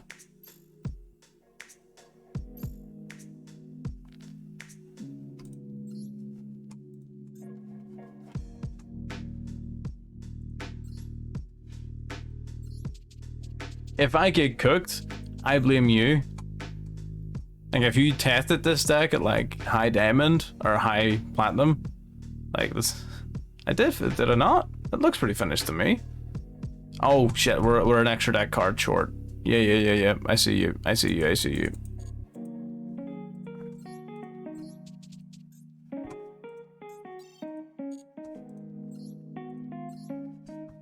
Pisty. Yeah, Pisty. Good old Pisty. Pisty and Apollosa. Right, so that brings us to 16. What do we not need?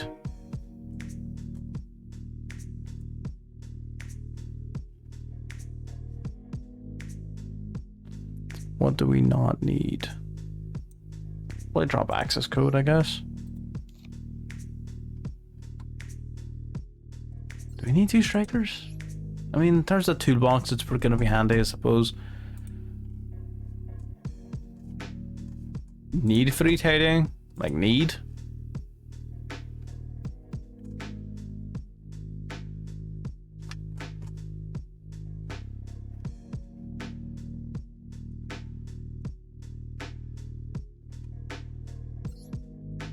Okay.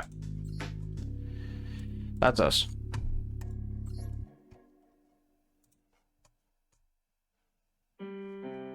Yeah, I just sort of spotted that before going in. You didn't need 2 of them. Okay. We're going first. Okay. This is gonna be the test. If I get cooked, someone's getting slapped. Let's do this. Oh.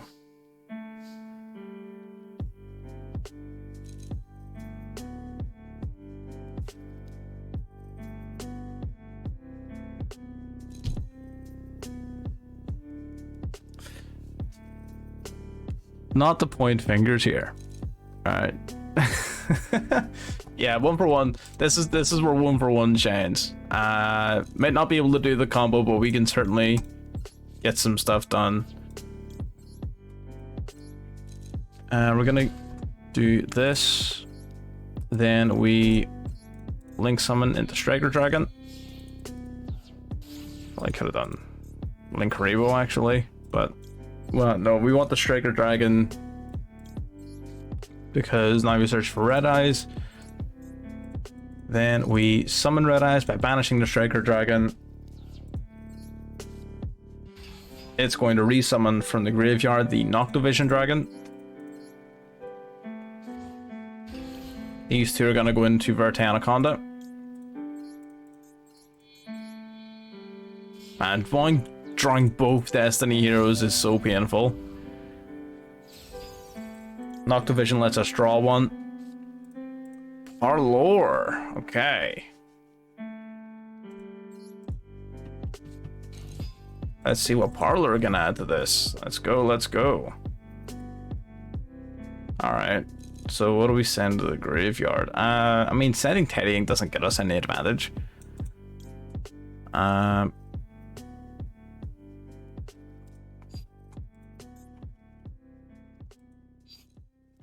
Changeover doesn't really get us much advantage either, to be honest, but it gives us follow-up.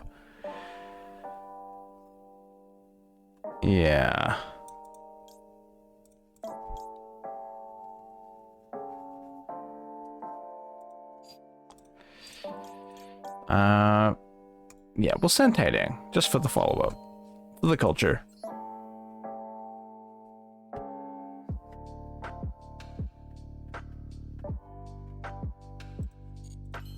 Gonna set one, then we're gonna vert Anaconda. Listen, the 1-for-1 like save to that hand, I think 1-for-1's definitely a good idea. Just being able to go into the Black Metal Dragon like that, I think is pretty solid.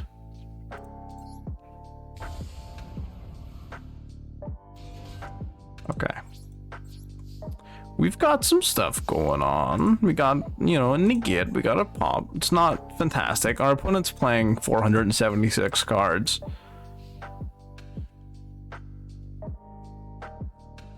Yeah, the only reason, it's just the Black Metal Dragon being so nice. Like, again, it's like a one... Ugh. What is this? How do you play fucking so many cards in your deck? Like 53 cards or whatever, 52 cards, and manage to get an E-Telly.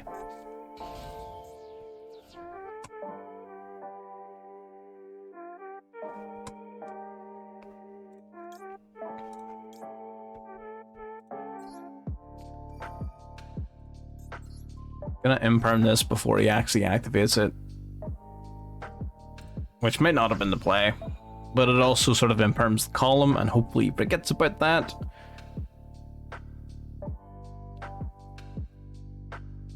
Let's see. A 2 negate Apollosa. Could I have? You mean like in addition to DPE? Or like...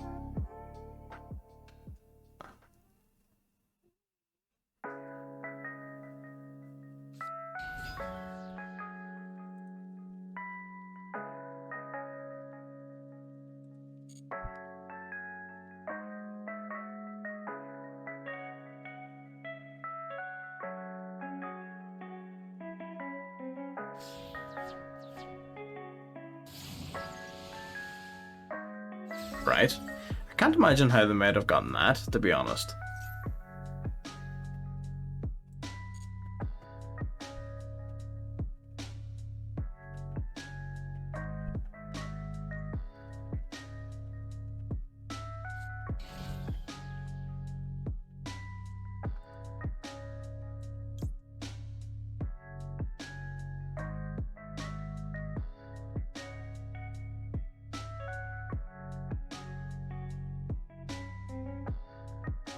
Oh, you're right. I forgot the part. I forgot the Tailing will be able to summon the Parlor. That I'm so stupid. Yeah.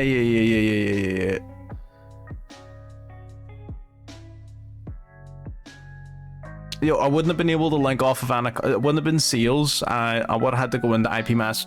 Actually, no, I wouldn't have been able to get Fang because don't forget. As soon as you use Vert Anaconda's effect, it locks you to summoning. So we would have had to do that instead of getting DPE, and I don't know if that would be worth it. And you can't go into IV Masquerena and do it that way because you can't use Link monsters on IP Masquerena.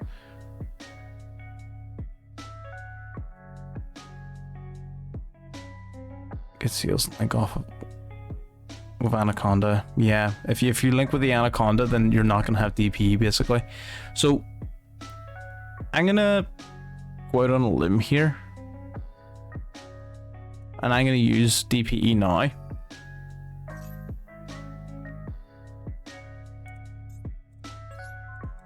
going to pop the Crystron Halg.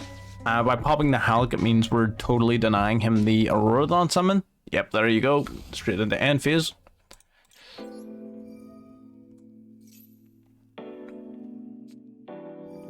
You know what? Whatever.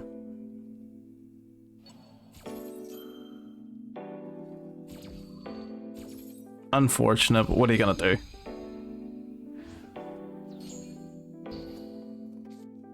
You know what? It felt a little bit undeserved anyway. I'll give him that.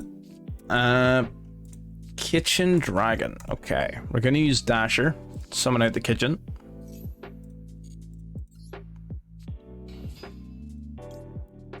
Add a Dragonmaid monster from deck to hand. I guess we're adding Chamber. Yeah. Man, calm down. He knows I have Celestial in the graveyard. I don't know why he wouldn't save that, but you know what? Whatever. To each their own.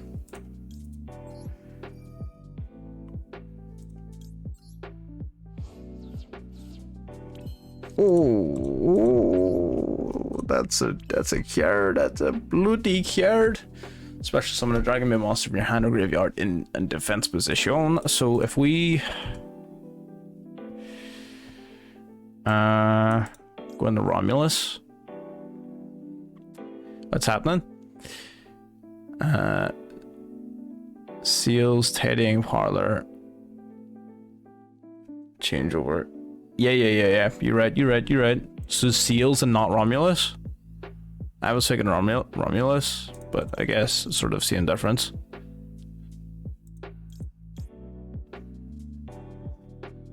Yeah. Does this guy lock you into anything? Here, grab Ravine. Yeah, no, that's yeah. Yeah, because at this point, Dragon Ravine doesn't really do much for us at this point. Okay. I'm learning. We're putting it together. Tidying for the... Wait, do we even need tidying for it, or can we hospitality for it? I would rather hospitality for kitchen to send the other guy. Yeah. Okay, so we tidying out the parlor.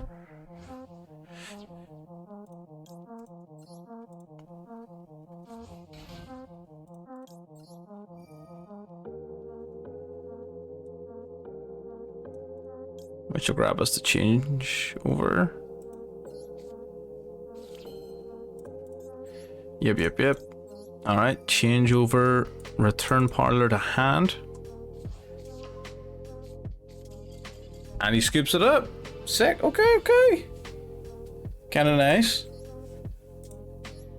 Considering that was like the worst possible hand.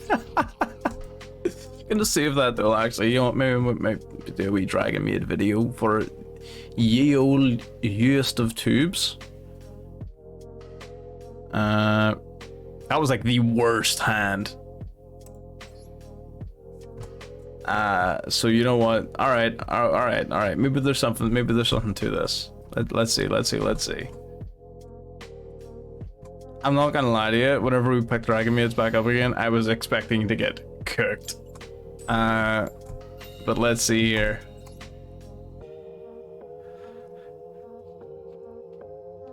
No, this time I plan on drawing into 5 bricks this time. I want to really test the limits of the deck.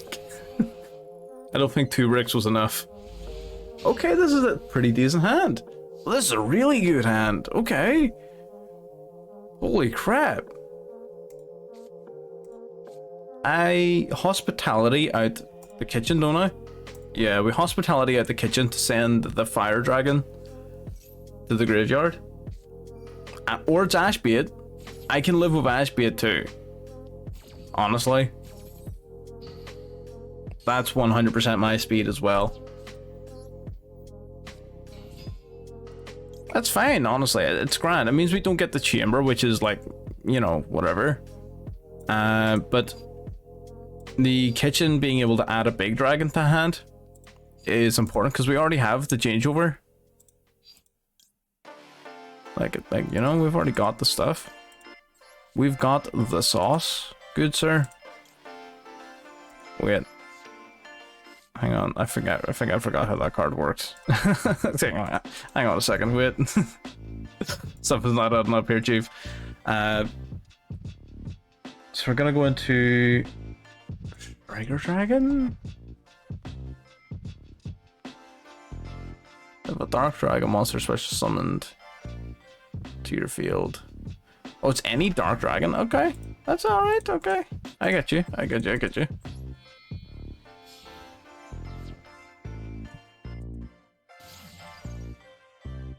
You can just send Parlor. Yeah. It's almost just like a foolish burial, almost, yeah.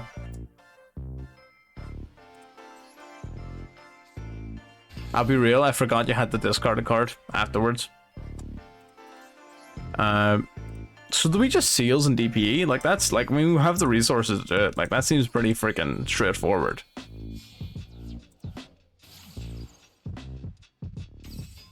Like, we don't even need the Predator Plant. You get your dumbass out of here.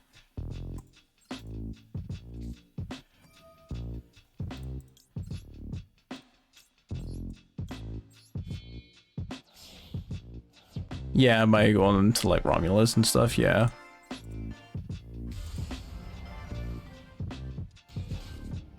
Yeah, I mean, one last card in his hand. You know, we've got a bounce one and pop one. He's gonna have 5 cards in hand instead of 6. So you know, silver linings. It is what it is. You know.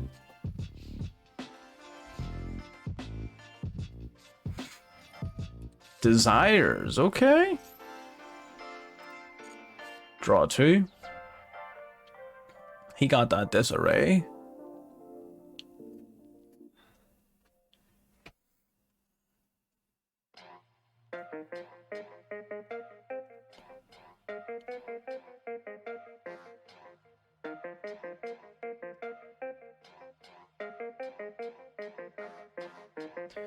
Let's see.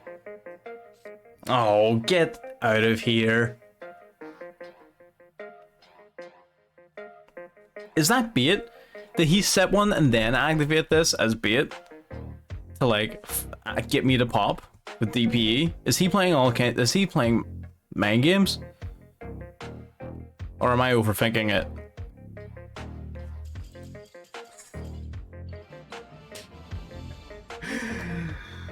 Never mind. Alrighty then. That was all skill. Our opponent caught. Well.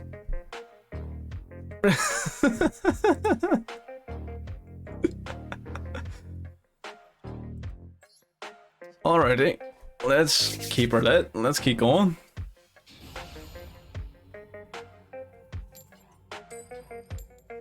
Oh, right. They just, like, this is a weighted coin. They're just flipping it in our favor every time. Oh, that dual field is like really nice. I just refuse to pay for them. Like 600 gems for a field, are you nuts? That's like 60% of a pack of cards. Like I'm too cheap to be buying that kind of stuff. Right, so we parlor. Right, so we no summon the kitchen, do we? No, parlor, right? No, we summon parlor. Parlor sends tidying. Then we link off with the Striker Dragon, then tidying back. Okay. Ernest?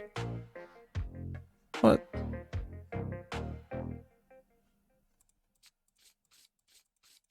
Was parlor like the worst one? Am I stupid? It's entirely possible. Black metal is probably the best one. I don't actually. Yeah, black metal is 100% going to be the best one. I don't know why. I don't know what I was thinking actually. Yeah, black metal is definitely the best one. I'm a spoon. Yeah, because the black metal is just going to get me in the kitchen anyway. I'm just being an absolute buffoon.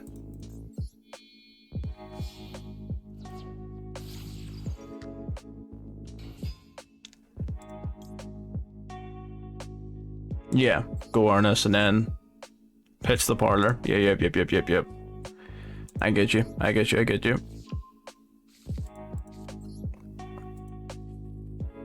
With you, brother.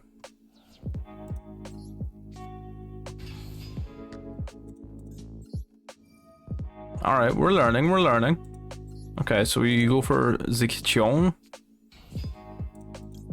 Kitchen, we'll search for Ernest. And we'll pitch a parlor.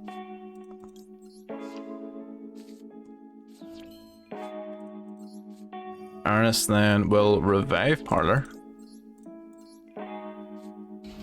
Wait. Oh, someone's from hand just? I thought I could summon her from the graveyard. Okay, no real difference, but like...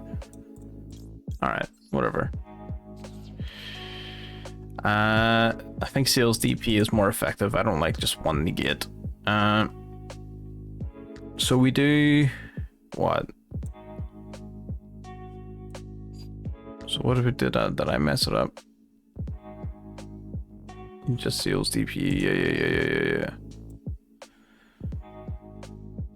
So wait, which oh right, yeah, because the tidying is my revive. Yeah. Jesus, I was trying to figure out where to go off of there. I'm trying to think like where's the extender and then tidying. Took me a second to remember tidying was in the groove. All right. Okay.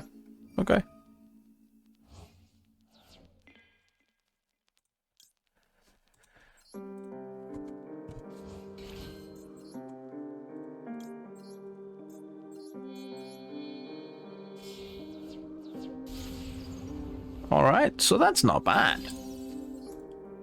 Definitely not like the most like game breaking of boards like, but you know, it's just something that Dragonmaids can do now, which is cool.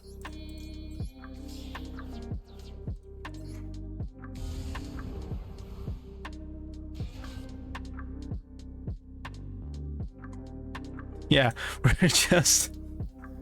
Listen, bud, we're just... This is what we do here. We just guess our way through things. We're like professional buffoons. We just bumble our way through until we eventually hit the solution. Like, that's the only reason we're any good at this. We're just guessing.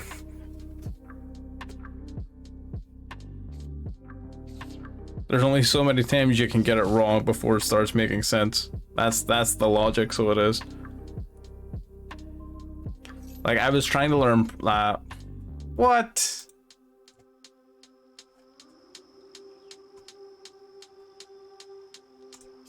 God damn it. Adamantimators, I was gonna say, yeah.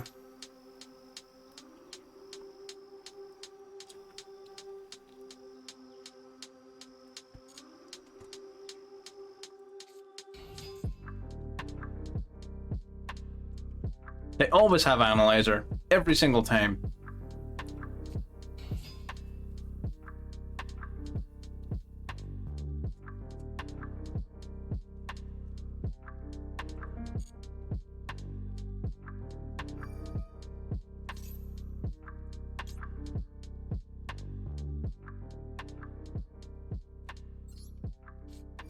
Right.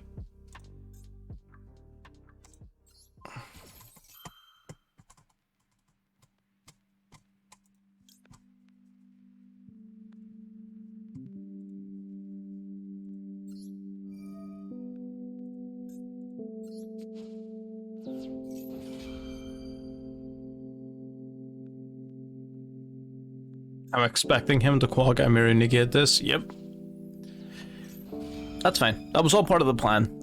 So we sealed there specifically to get this guy off the field. That means now he's used up his normal summon. He can't synchro summon here. Otherwise, he would have just been able to go into drag out. That would have been pretty bad for us. It also, the tribute effective seal still goes off.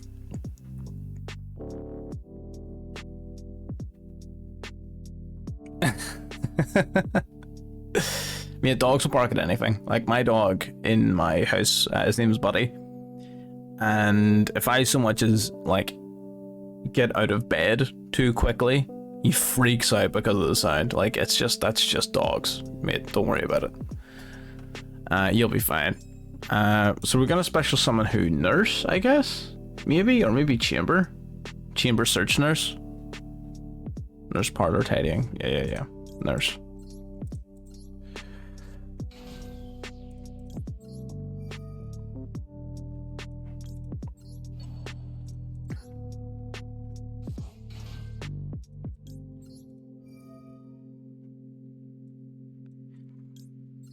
So yeah, I mean, I don't think our opponent should have an extender. Like, I mean, come on. If they haven't like, I mean, I sort of dedicated everything to that play, so if they haven't extended, then I'm fucked. Ah, that's not great. That is not what you like to see. Yeah. Oh yeah, because next turn my Tidying, I can just summon the nurse off of Tidying. Gallant Granite.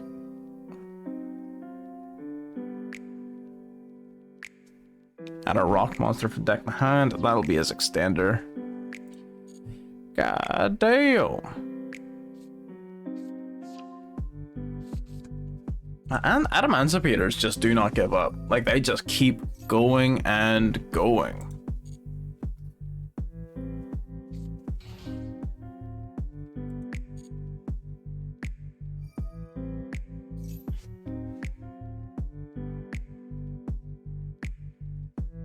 It's fine, don't worry about it, but it's gonna be over next turn. Trust me. I'm a doctor. Small World. Ooh, Small World is an interesting little concept in Adamantipeators. I don't know. I mean, it's not going to be that great because most of them are going to share either a typing and a level, or a typing and an attribute, or something like that. So I don't know how much Small World helps them, but interesting nonetheless.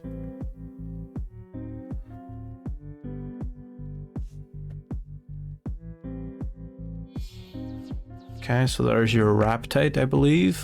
Yep. Sort of would like to build a wee Adamantipator deck. I tend not to build these kinds of decks whenever, like, they're currently top tier. I tend to, like, whenever they fall off the tier list a wee bit, I then go back to them and be like, well, you know, since this isn't...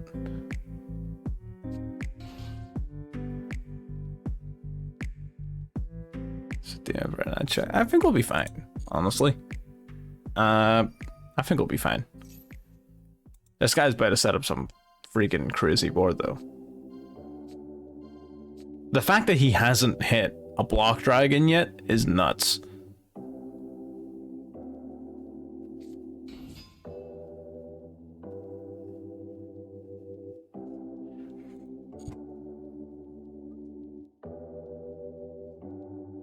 Like, it's crazy that he hasn't hit a block dragon yet. Oh, he already had the block dragon, that's why. You lied to me.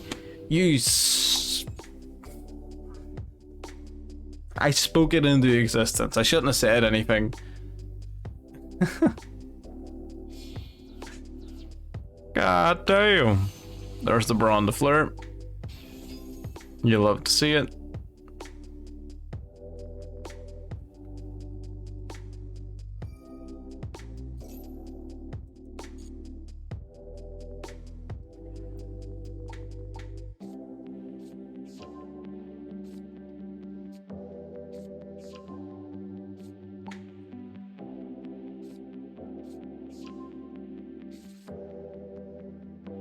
Yeah. Potentially.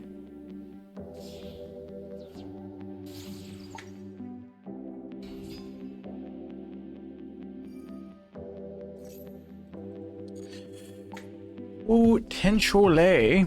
Roxy's. Roxy's does what? It banishes one from the hand, draws one. And does it summon like a... It does summon the Dropsies, okay. Alright.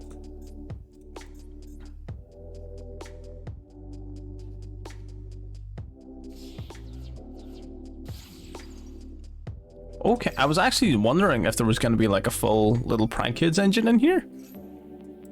Seems pretty cool.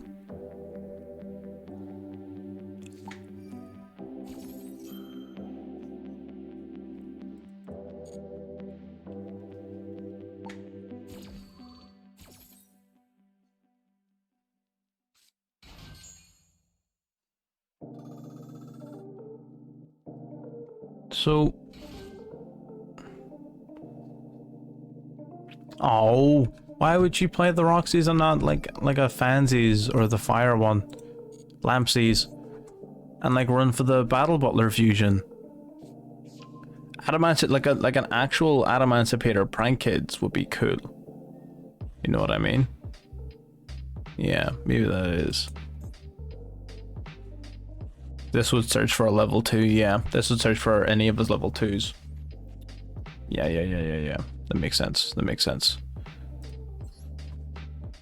Oh, but that's such a waste of potential, my guy. Come on. These guys thinking too competitive. You gotta think about the memes.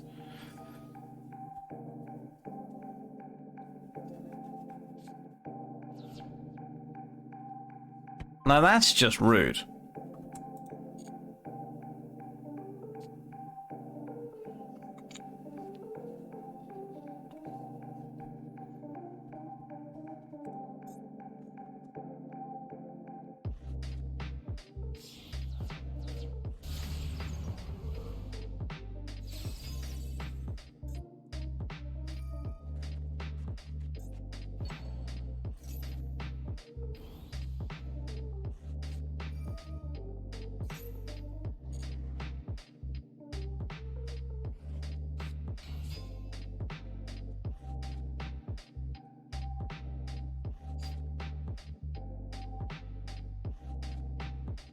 Yep.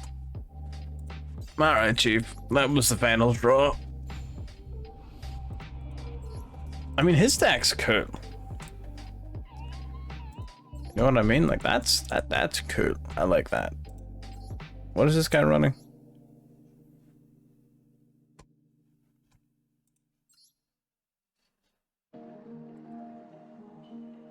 I like this guy's deck.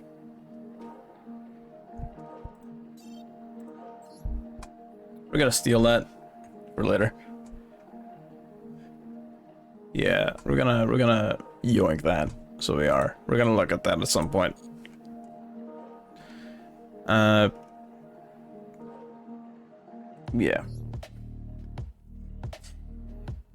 Got a bit of a wee McYoink there, bit.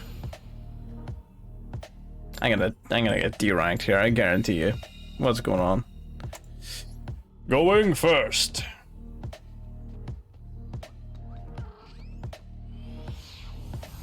Let's get it on.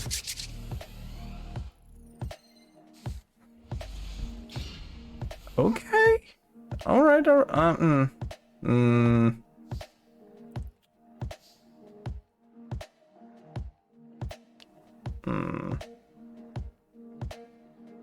Actually, this is okay. No, 1-for-1, right? 1-for-1. Discard Parlor. Yeah. 1-for-1 discard Parlor. Summon out the Red Eyes Black Metal Dragon. It'll summon Parlor from graveyard to do the whole. Yeah.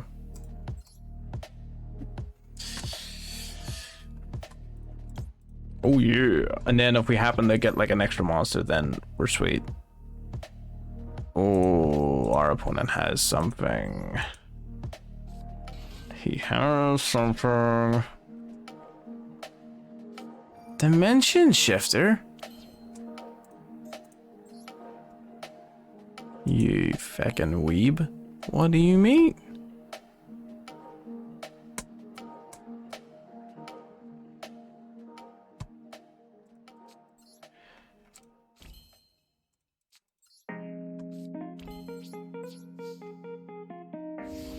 Accurate.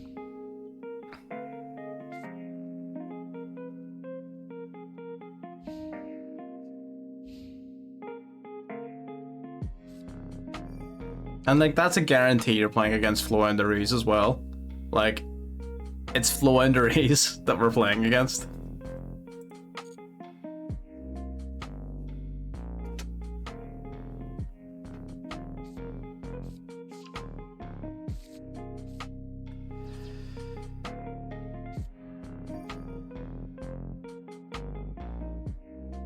It's fine. We got plays.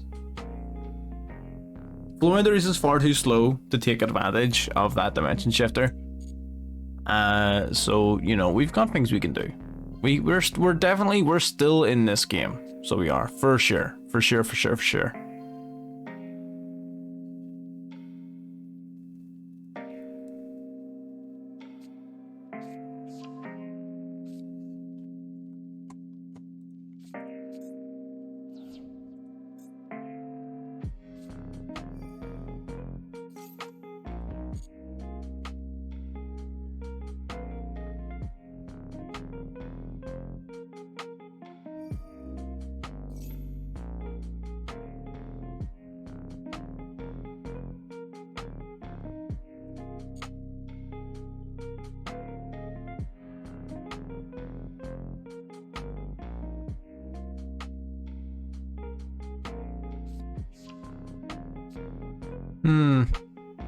Shifter, yeah, Shifter is really annoying. I mean, it's sort of like it's one of those cards that, I mean, was technically always good, but it just never saw the level of play that it should have. You know? There's no point in me hitting this with Imperm. Like, at all. There's no point at all.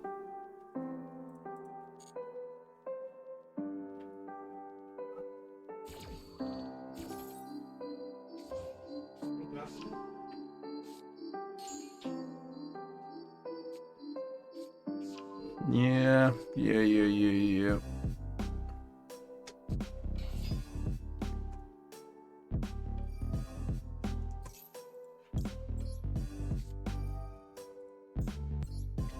Now we hit the actual threat.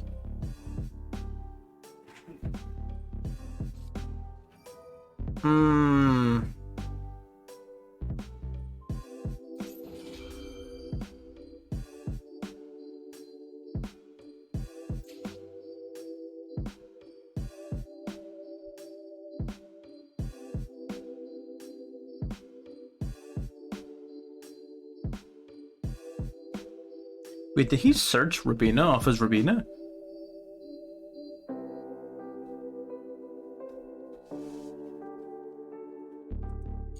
Alright. We're just gonna leave it for now. That's unfortunate, but it is what it is.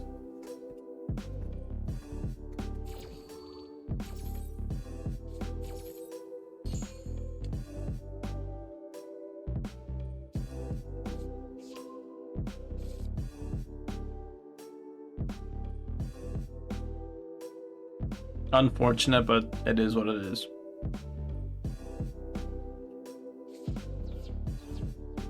Yeah, because we still have tidying.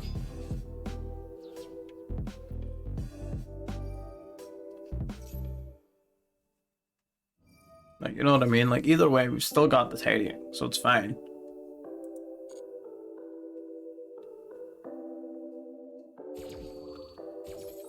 It's weird that he searched Rabina off of his Rabina. Is he not playing Toucan or Stree? Or does he already have them?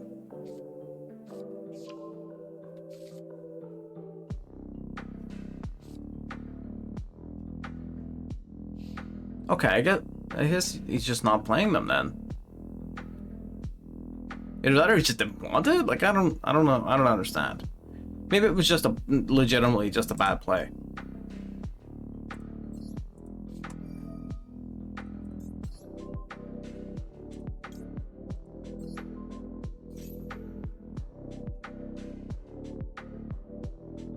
He's got another Book of Moon?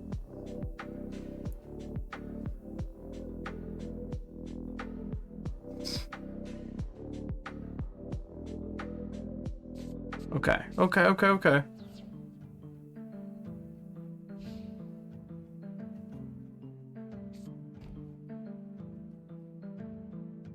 Man, this is gonna suck.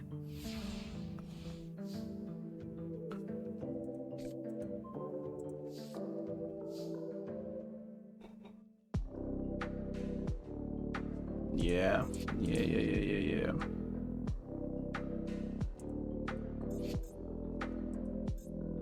Oh, no, that banner's gonna dimension shifter.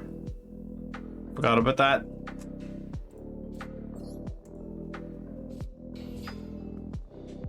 If I had to remember that, I wouldn't have used it. I would have just took the L.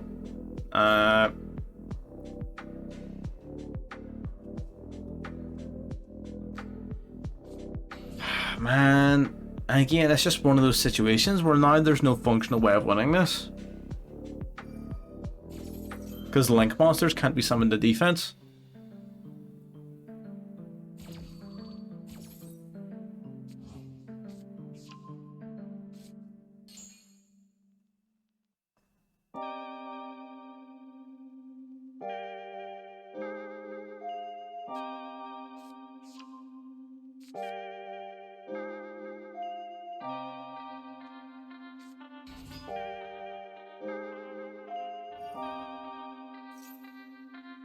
Yeah, alright.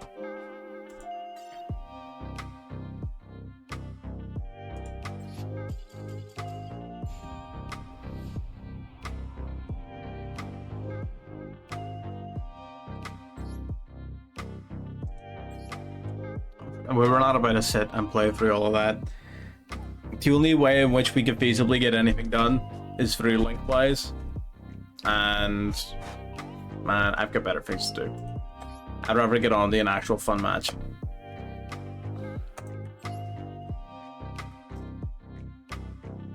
Yeah, D-Shifter is peak. Yeah, you're 100% right. Best player in the game. Losing, you lose a rank. Really? You don't say.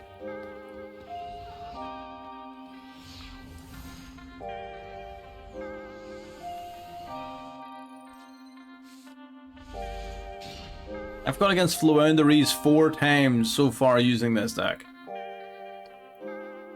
Or not using this deck, so far in this stream. Or like 4 or 5 times. I'm like, what the hell?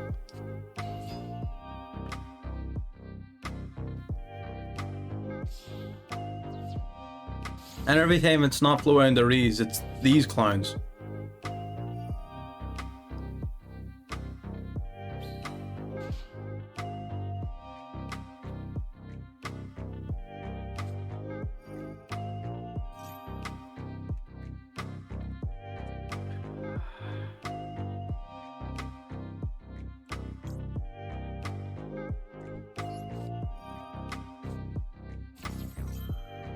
Yeah.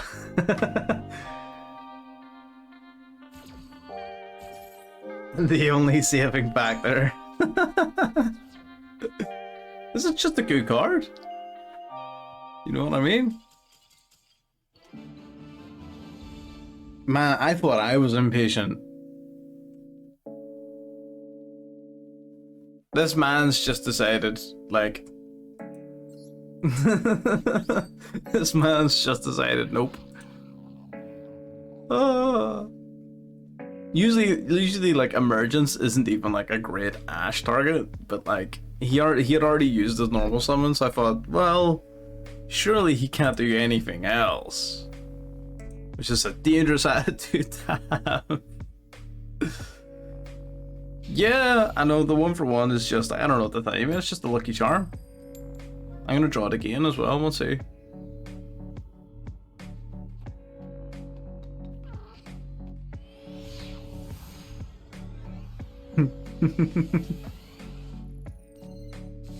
Oh, would have been funny.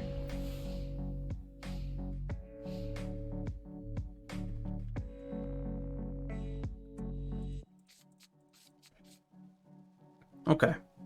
I mean, we've got plays with this hand. Yeah. Oh, Bee Troopers. Okay. I haven't actually fought a competitive Bee Trooper deck. So this will be a learning experience.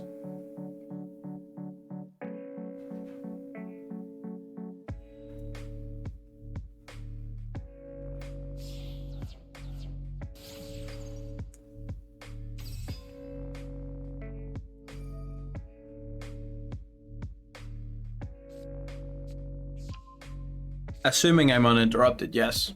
Although I don't think it's going to even matter, because don't these guys play like a 4K beater that's completely unaffected? Isn't that like the whole shtick for Bee Troopers?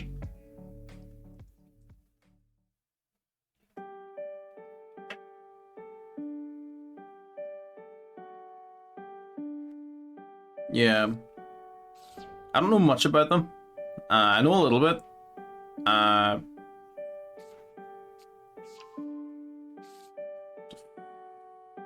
What? What is you?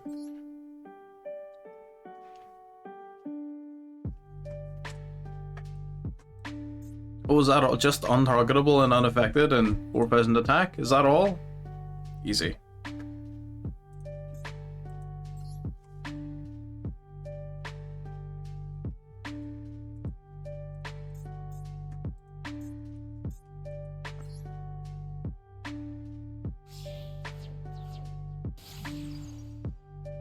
Why not the shiny black sea squatter thingy? Like, that's just like, you know, 2,000 attack.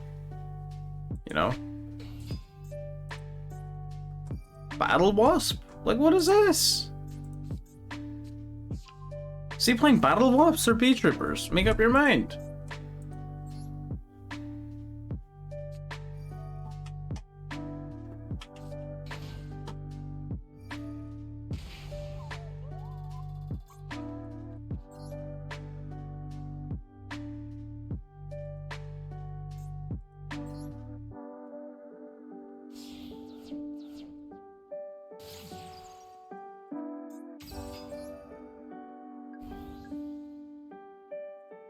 Seraphim Papillion. Okay. 200 attack per counter. One of the following effects per turn, and only once that turn.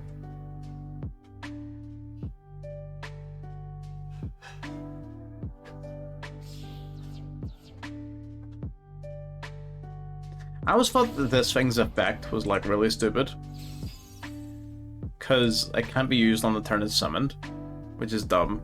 I don't like that.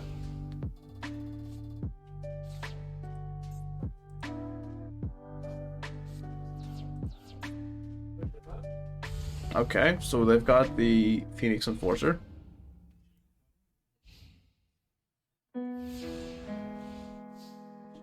Okay, so I guess he's just like, I don't even know if he knows what he's playing.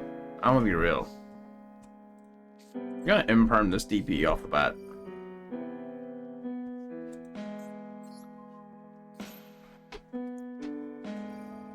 Get your dumbass negated.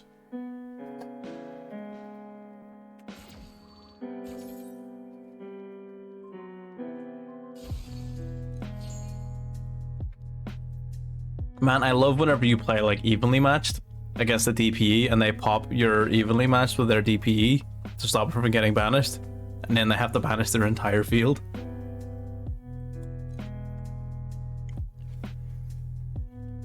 Oh, we can for sure do the combo. So it's right.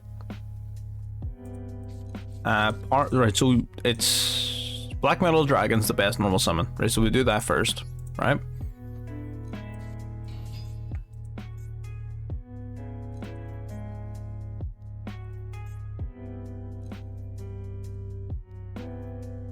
Yep. Our opponent is like really thinking about this. They have Max C, don't they? I can like that. Freaking guarantee you they've got Max C or some nonsense. Oh, I should have summoned it here. That would have been. It doesn't matter. It's getting banished in a second. Is not irrelevant.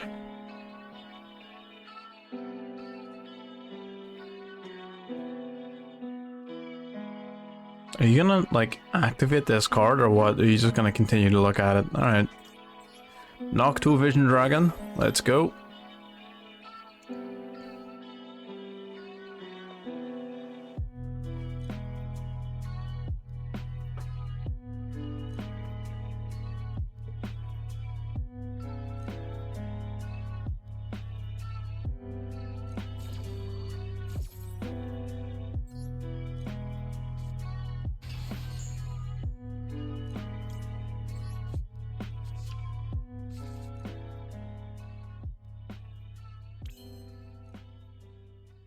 Wait, do you know? Oh, I get to draw if he's sent to the graveyard as like material. Okay. Am I not banishing it?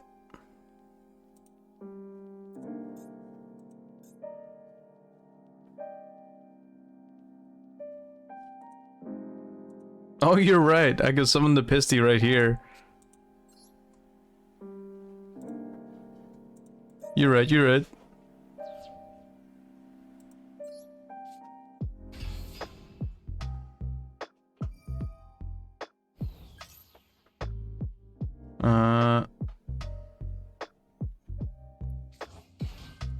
What do you do? Ooh. He contribute his Papillion to negate one of our cards, which is... We'll have to see how that works out. So we... Oh. Okay. I mean, this doesn't really do much. So he shuffles back one in each graveyard and then summons himself, and then on summon he searches for a B-Trooper card.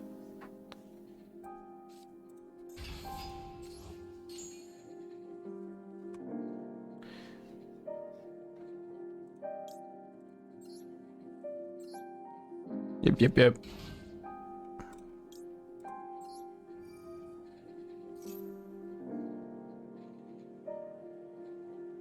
He's got one negate. Like, he has the Battle Wasp. So he can negate one thing.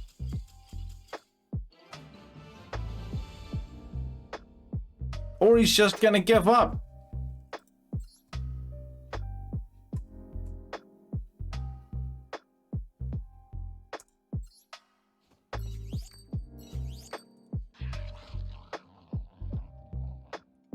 Absolute grade A buffoonery.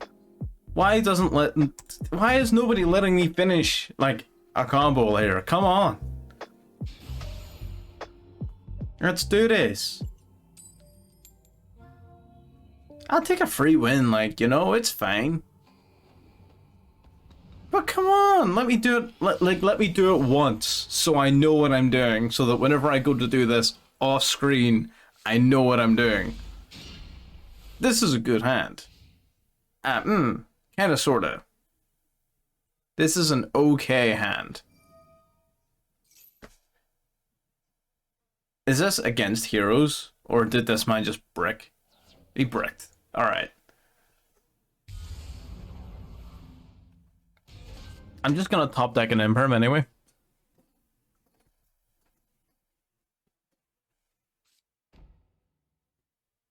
Or he's playing Eldritch. Oh, Lord.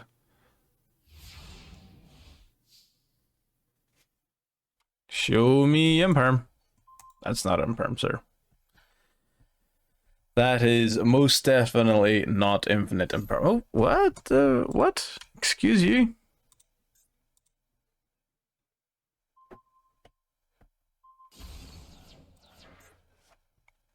You what, mate?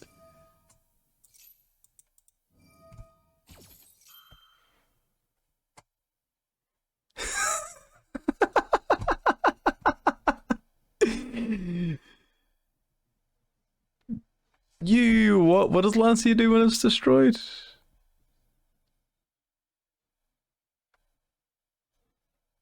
Okay, right. It just sort of sets itself up. I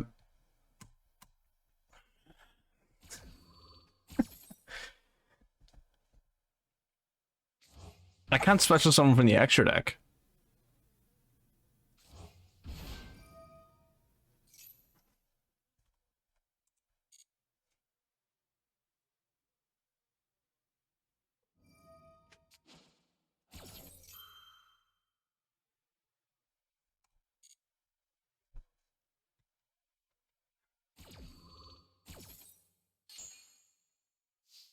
Man, that is some freaking bomb shelter ass level of preparation. What the hell just happened? What the hell? That's, well, freaking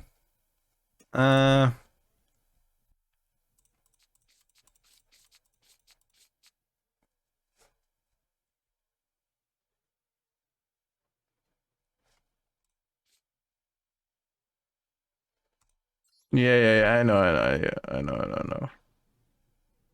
I'm just investigating. It's always ways to second guess yourself.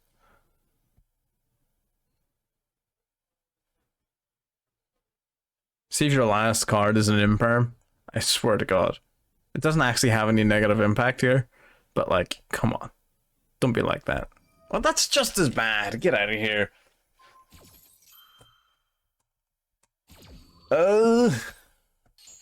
Well, none of that went according to plan.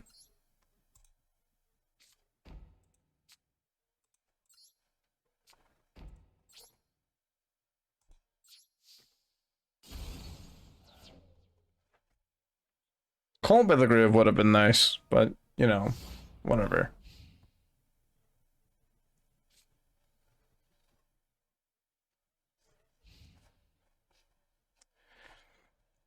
Now we just need to figure out if, like, he has the ability to take advantage of that first turn stun that he put in place. You know what I mean? Because, like, he might not even have the ability to, like, take advantage of it. We're gonna have to wait and see. Hopefully he activates DPE here off the bat. That would be, like, best case scenario.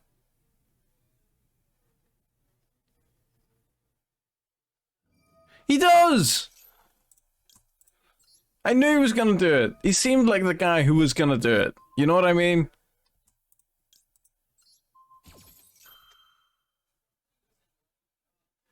Like, I don't know, like, I'm not great at, like, I may not be the greatest at Yu-Gi-Oh, but I'm pretty good at reading people, and he seemed like the type of person who was gonna, like, just off the rip freaking DP themselves.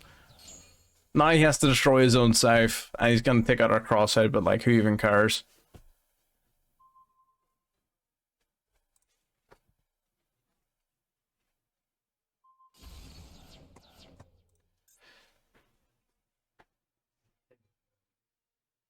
Great, great, great.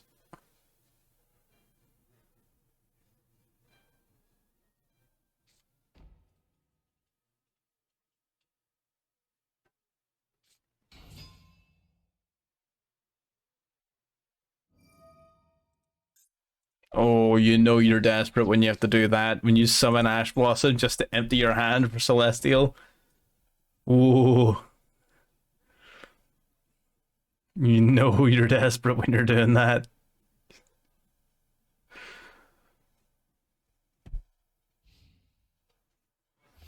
Let's get into it here. Set 2.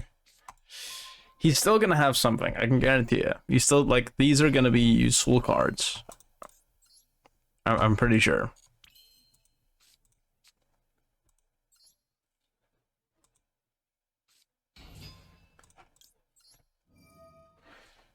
Okay. Okay. Alright. Oh, the droplet. Do we play droplet in our deck? I don't think we do. For Cross-Eyed, I don't think we do. God damn.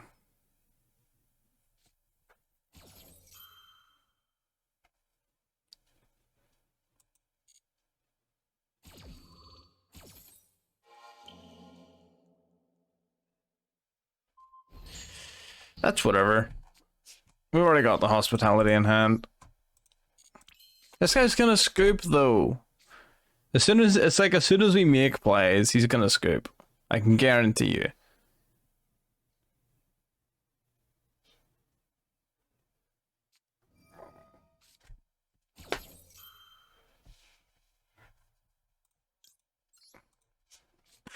No.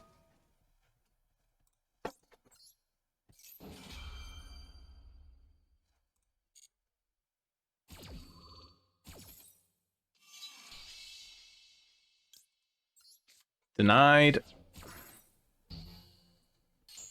P.S. Duel, mate. Let's go Parlor. Send Lore Par.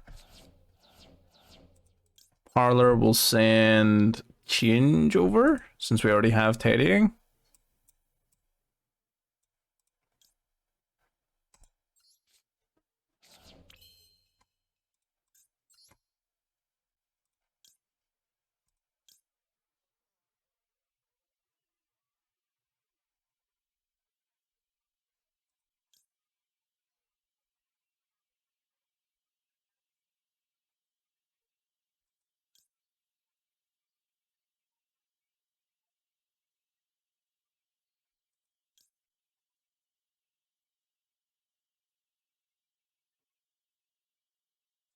You're right. So go in the battle phase. Summon. Do we do that? I would have just gone into the Seals DPE. But sure, I'll take your word for it. So what do we battle phase, summon Lore Power, and then...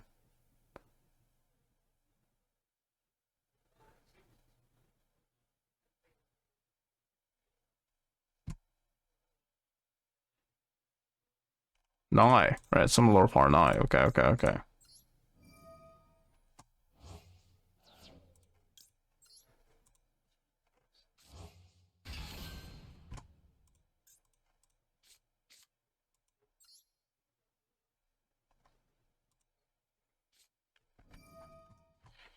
Yeah, but I told you, as soon as we were gonna make plays, he was gonna surrender. Read him like a goddamn book.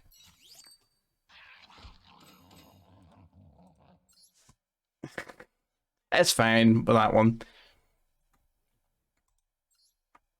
Actually, hang on, right? Can I see his deck? What the hell was he doing?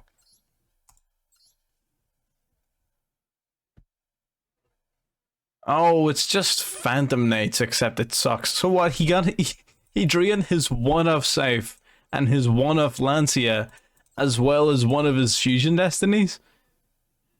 What do you mean?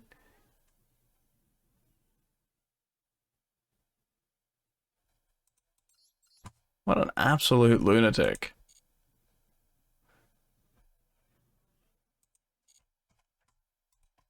Alright, alright, alright.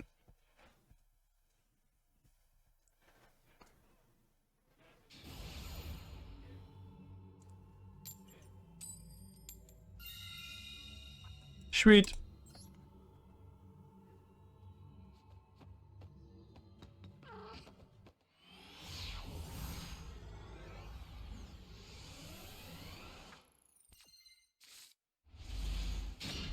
Duel. Alright, let's see, let's see.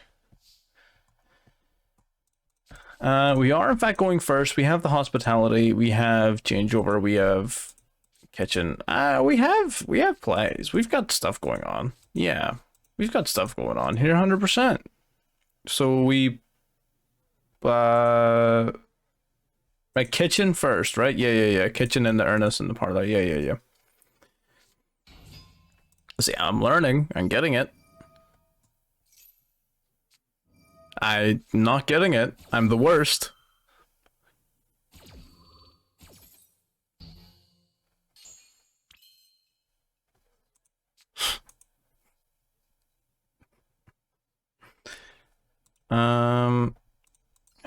Still go hospitality. Yeah.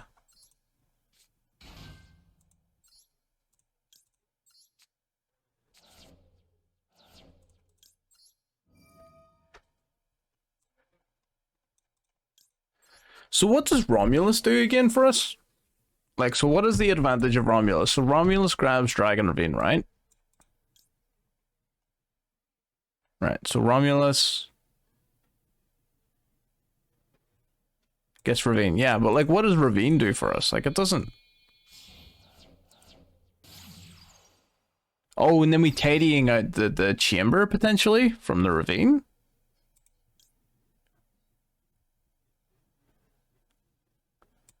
Nurse. You're right. Nurse. Of course. I'm an idiot.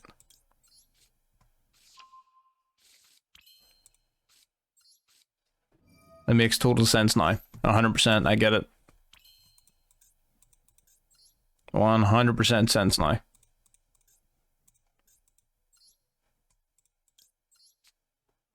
Okay.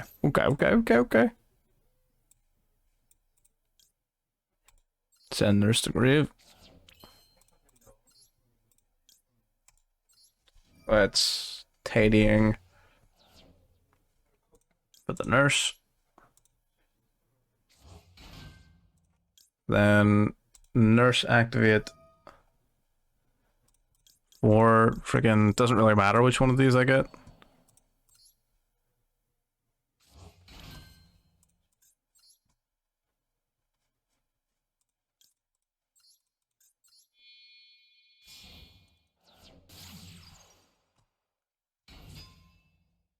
SD Striker.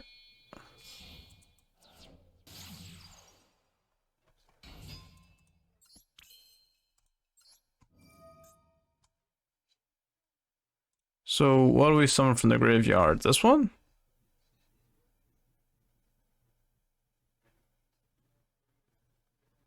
Doesn't really matter actually, yeah, because we're just using it for Seals of Verte.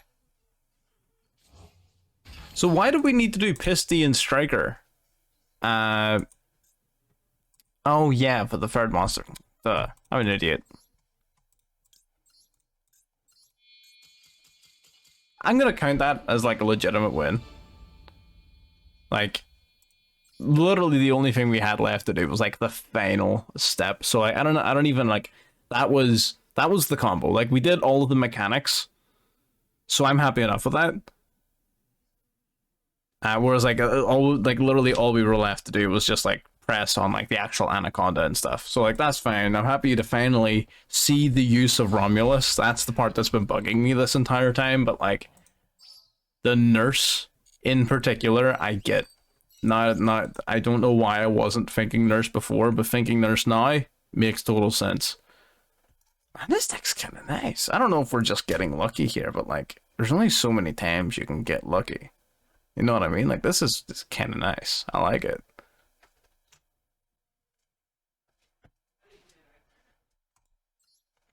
Right, I think we're gonna play one more game with this. Yeah.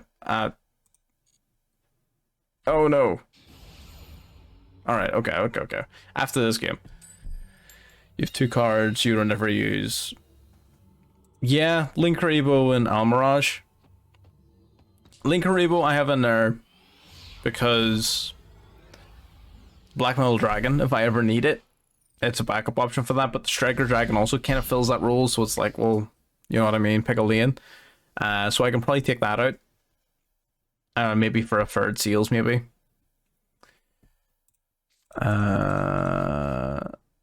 Okay, we got the Ravine, so we don't even need the big guy. Okay.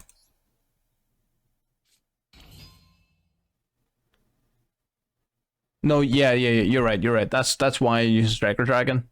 Yeah, no, you're 100% right. It's not to summon Red Eye Darkness Spell Dragon off of, it's just to tribute the Black Metal Dragon 4. But again, that's such a niche situation that like it's not even worth consideration. That's what I'm saying. Like it's a case of like, well, the Striker Dragon just does that job but better. So why even? So you're 100% right. I can just take it out.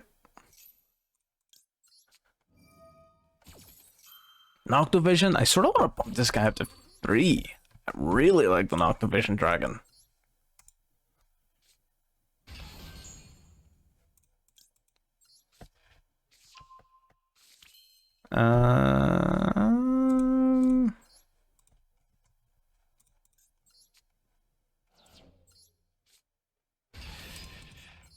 That I need in my life, so give it to me. Okay, so we got the chamber. Chamber searches no, not hospitality, no. Tidying. What is this search actually? Changeover? Tidying? Tidying. Yeah. Alright.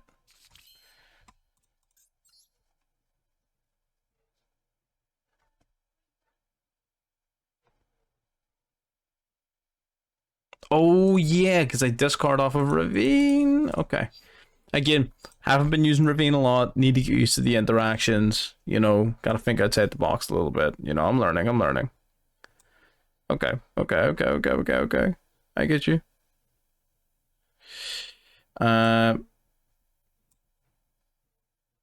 So in terms of, so did I just go Seals here? Just pop the Seals here, then I can Ravine for Nurse summon 2. Yeah, no, yeah. Okay, so we're gonna Seals here, right? We're gonna use this guy and this guy. No, we will be using Pisty.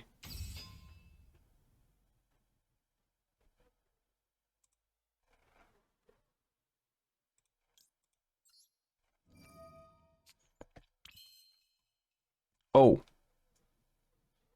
Right. That's fine. Either way, we can get this to work. Ravine will... Oh, drawing in the Tin Heck is very interesting. Draw there. Dragon from deck to grave will be Nurse.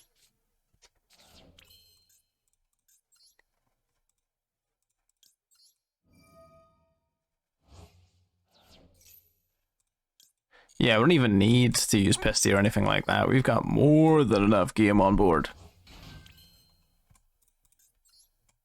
We didn't even get to use the Nurse's effect, because we have nothing to revive. We're just that good. Should for sure have sent Chamber earlier on, but we're just going to pretend it didn't happen. It was all part of the plan.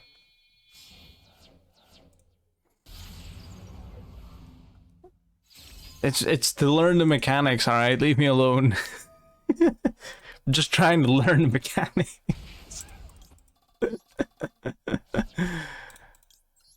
Oh dear, dear, dear. This deck's kinda nice though. We haven't had any like good enough games for me to like save. We had one, sorry. I'm gonna get lightning stormed. Guarantee it. I'm 100% getting lightning stormed here.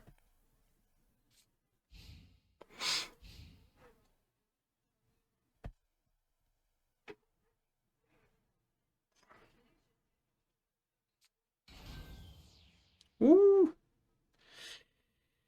Ecclesia. Sending out critique. No, it's good to learn. Good to learn, good to learn, good to learn.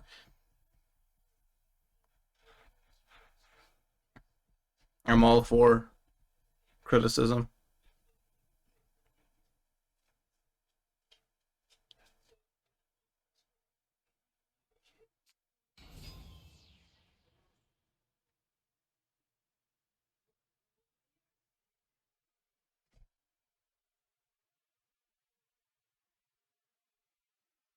Now that we're sort of understanding how the end board.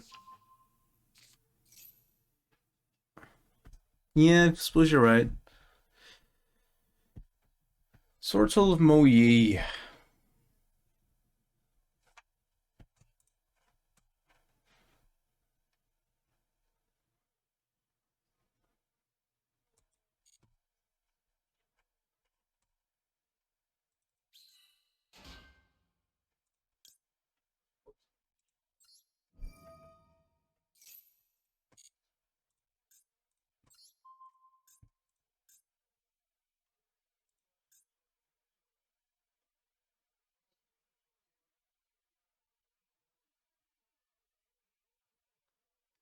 How could I have stopped them from summoning the token?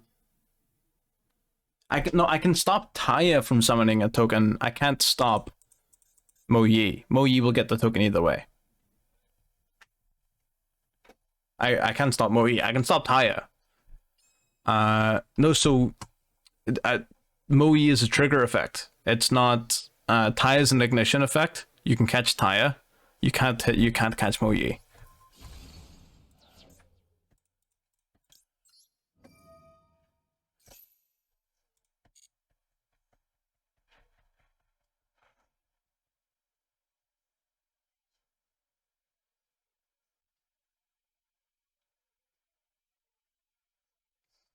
Yeah. No, I get you. 100%. Sword Souls is a deck that I play a lot of. It's actually the deck that I have in, like, for real for the TCG. I actually have it right here.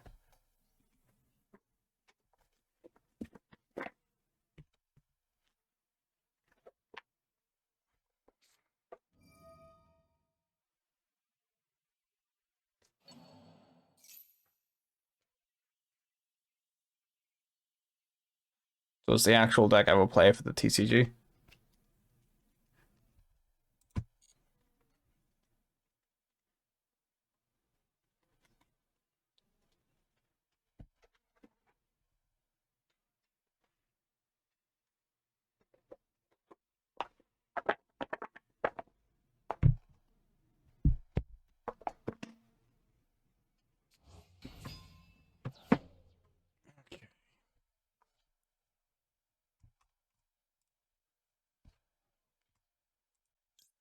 I really don't want him to use like this in a synchro summon. No!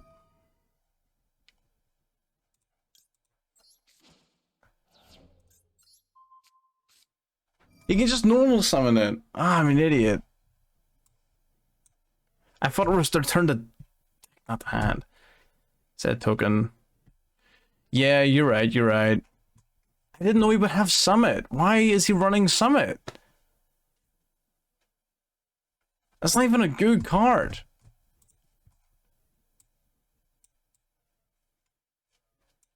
Guess Parlor? It depends on what you think their follow-up is going to be. So if you think, so the big difference is, so long as this token is face up, right, they cannot do any extra deck summoning except synchro summoning, which means no links, which will limit some of the plays that they can potentially go into. So it depends on what you think they have in terms of follow-up. It was probably the wrong call in this situation. You're 100% right. But it's not as simple as like a blanket response. There are things that need to be considered. By that same token, again, it's less relevant in you're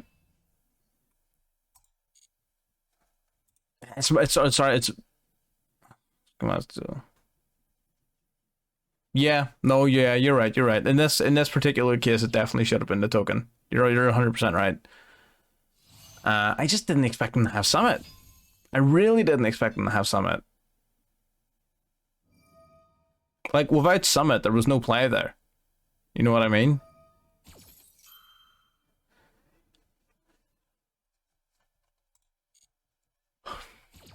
That was unfortunate.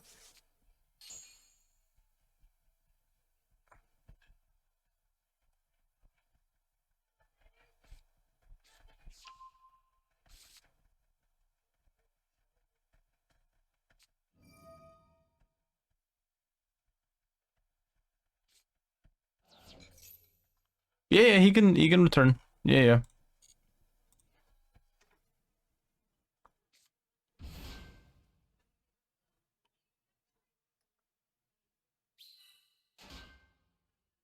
Listen, there were some questionable plays. All right. Wasn't played perfectly. All right.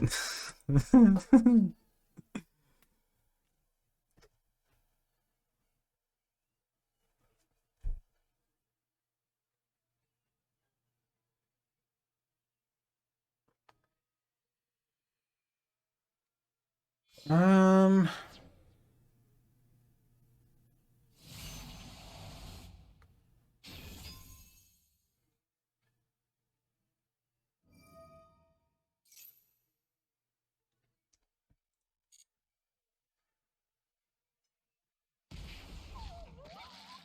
Assuming this is it, right? Yeah. Yeah. I'm fine. Because I have DP coming back. And, you know.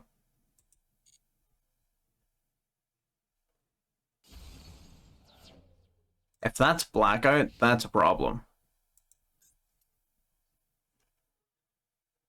Wait, where did that extra damage come from?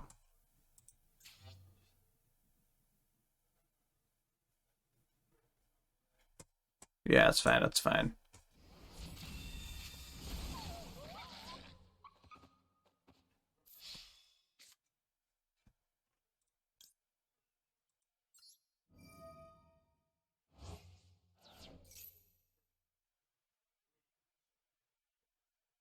Man, yeah.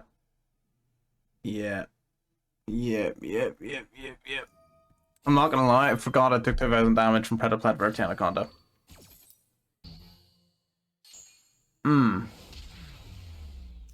So all of that was a staged demonstration of what not to do. Alright. That was for anyone who is like who doesn't know how to play Duel Links. That was what not to do. Alright. Totally staged, absolutely done intentionally bad. All a part of the learning experience. Oh freaking! It's not gonna let me back on the rank now. I have to reset the game, don't I? Right. Well, that's a future me problem. Right, so we got some room. We can ditch you. You guys aren't doing anything. I can play a third seals for those grindy games. Maybe just a unicorn. I don't know. The extra deck seems fairly straightforward. Like this whole thing seems fairly. I think the main deck. I don't think there's a lot about the main deck I would change. I think it's like, in terms of what this deck wants to accomplish, I think the main deck is hitting all the marks it needs to hit. Is free tiding a bit much? No, not really, because even if you draw into it, then you just discard it off of Ravine. Yeah. So, ultimately, fit in 2 droplets. Yeah, but fit them in over what? You know what I mean?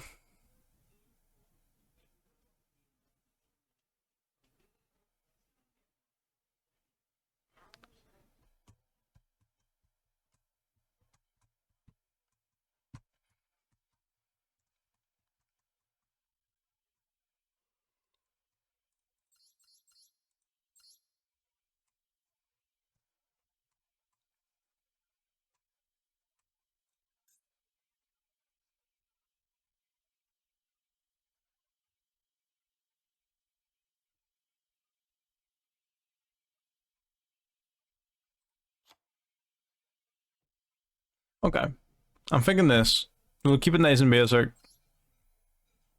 Unicorn, just as a step up if Vertanaconda miraculously survives, or just as an additional play to do off of. Oh, well, actually, no. Avramax. I think Avramax is amazing in combination with IP Masquerena, because you get this untargetable, indestructible, huge boss monster that cannot be destroyed by battle, and is, generally speaking, pretty freaking nuts.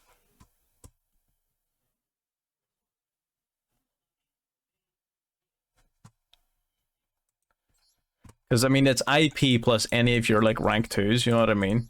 If they interrupt your Romulus or whatever, if you get stuck on Romulus and you're just able to go into, like, a rank 2 instead of being able to extend all the way. Yeah, the Goddess is really good. I just don't have it. She's a UR, isn't she?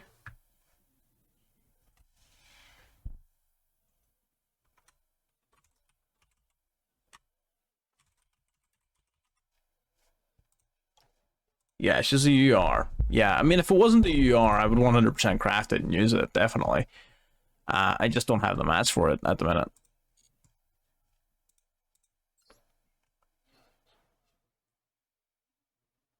Yeah, Avramax, that's fucking, it's dangerous. Avramax is dangerous. Okay, well, we're gonna play 1 or 2 more games with Dragonmaid, right? And then we're gonna switch it up for the last, because this is the last hour of the stream. So it is. So we'll play 1 or 2 games, and then we're gonna switch it up for the last bit.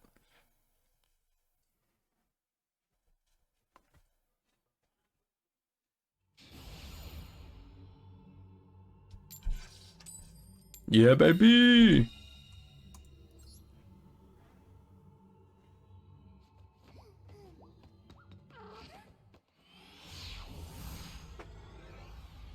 Oh yeah, 100%. Like that is like, it's better in practice than what it looks like.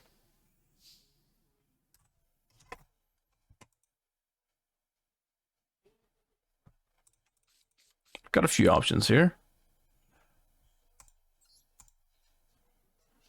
Gonna go Chamber.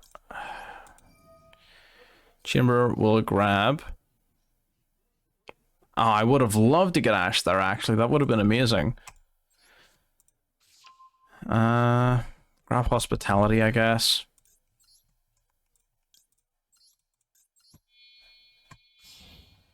Then we're gonna Striker Dragon. It's gonna trigger our Noctovision.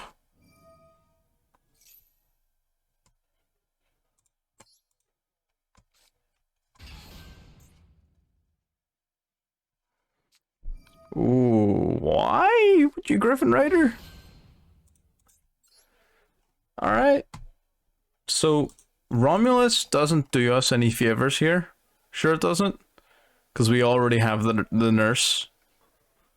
So Romulus is like, because we have this, we don't need it. Yeah.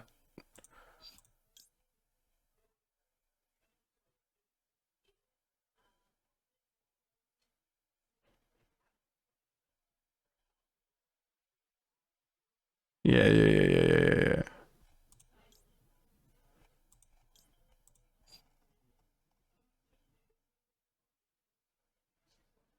Do I still need it for Pisty? Discard Tating? I mean, I guess, yeah. Okay, we'll do it. We'll be consistent. Let's be consistent. It's fine. No, it's fine. No, we're gonna do it. We're gonna do it. We're for consistency's sake. Because it is there's definitely. I think I was fine as well. Oh, what a draw, Maxi! You love to see it. Oh, don't worry about it. I get gem sleepy too. It happens, but no, it's fine. No, honestly, because the advantage of this is that off of the nurse, it's gonna give the discard Tating, right? No, we discard Tating, right, and then we send something like Parlor, and then when we summon the nurse off of the Tating, it's gonna give us the ability to revive.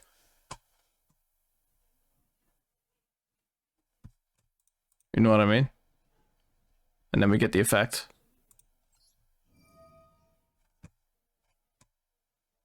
Yeah. I suppose same difference, yeah.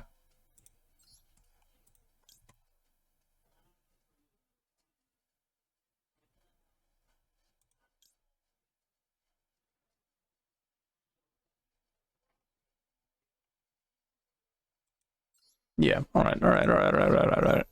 Okay. Probably going to dump Tating if you really need it. Yeah, and then I've got the additional one in hand for yeah. Man, the routes for this deck are like not consistent.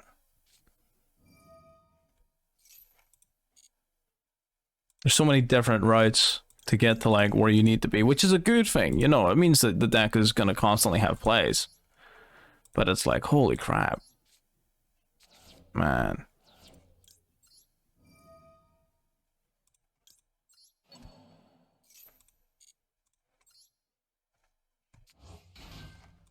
Okay, Parlor, dump, Tating. Perfect. And then we have Pisty, Striker right here. Yep.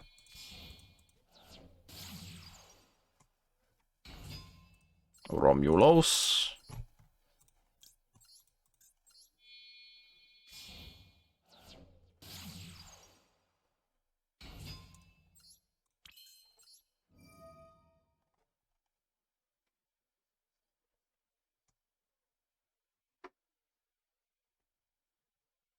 Sending the Black Metal Dragon also would have been nice, but I don't think it would have worked out, actually. I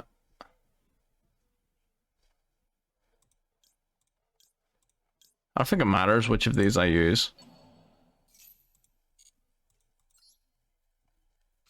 Wait, does the Nocto Vision once per turn? Each of the following effects once per turn, yeah.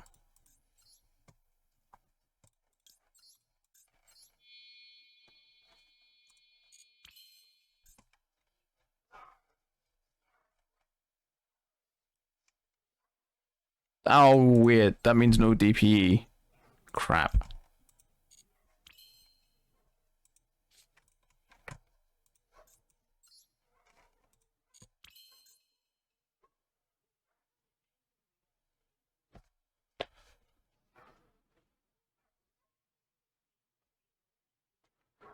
Link off the Pisty. Oh, yeah, you're right. Duh.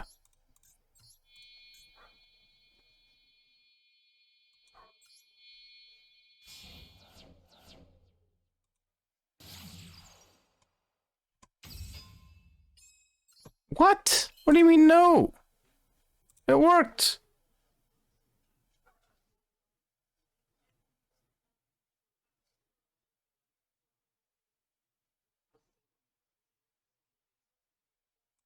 Does it?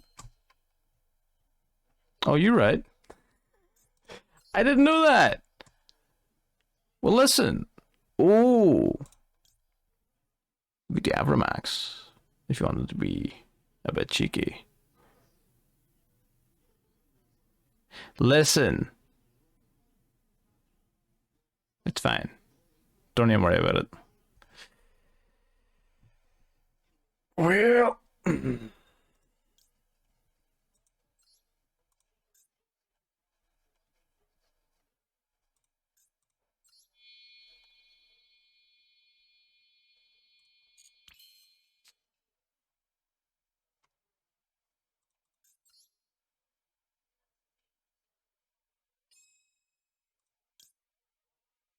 Ah, we can still do it.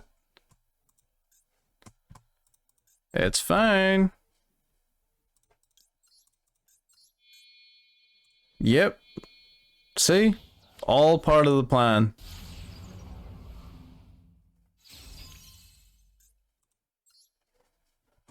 Mixed heals, no, it's fine. It doesn't matter. Yeah.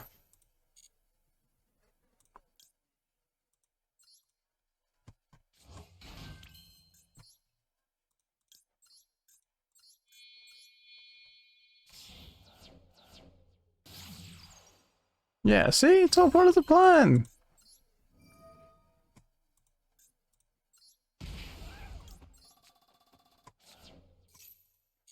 Alright, I didn't know about that whole extra monster zone restriction. I didn't pay too much attention to that. That's good to know going forward.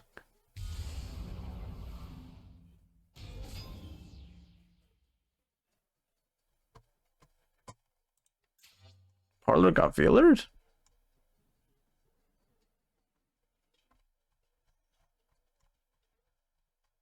That would be real. I must have been looking at chat and I must have missed that. Ah well. Fuck him.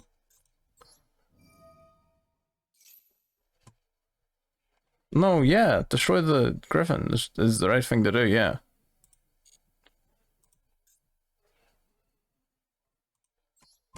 That's whatever.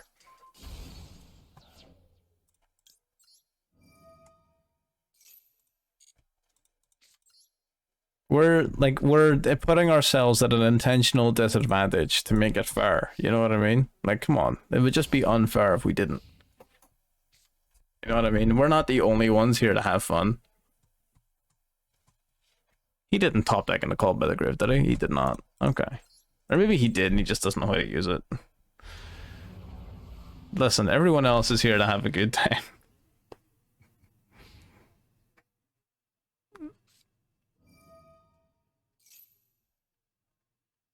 Tiding effect is one of the two per turn. Yeah, I know. Rite of Aramis here. Maximus C.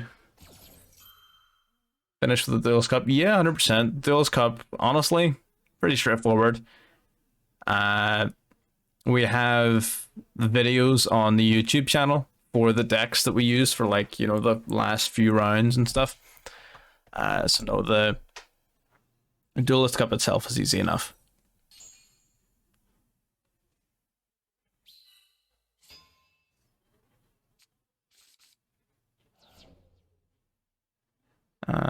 Let's see. You drew cards. We're not overly worried about this. This should be fairly straightforward. Let me make sure the music's still playing. It's probably not. Yeah, it's not playing. There we go. Music's back on. See, I can't hear anything that's going on. Like, my setup is completely silent right now, just so that you guys don't hear, like, music through the microphone or anything like that. So I can't hear when the music turns off. We still haven't summoned Shio once. We really haven't.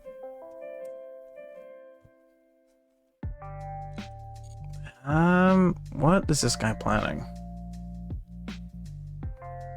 Phantom Knights is one of those decks where you're just like, you don't quite know where to interrupt them. You know what I mean? It's like, well, it has to be one of these cards eventually. I think this is going to be a good interruption here. Definitely, for sure.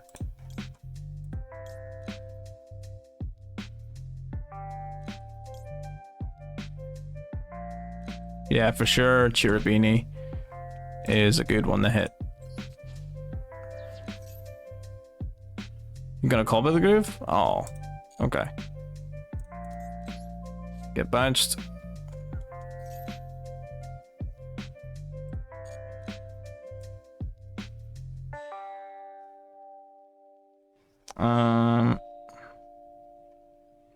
Summon chamber, I guess.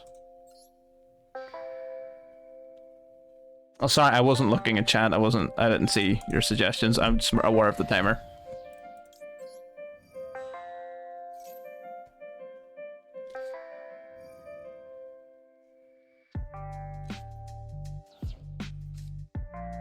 Ooh.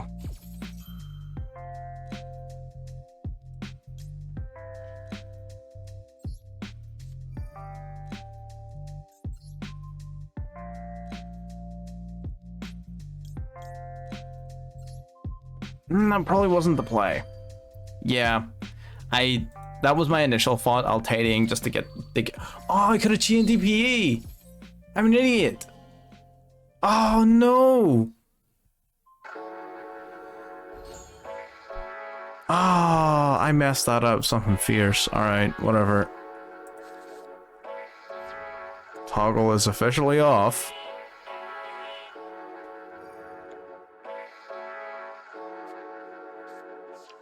Grabs the Enchantress. Man, he's got all kinds of Phantom Knights in his graveyard.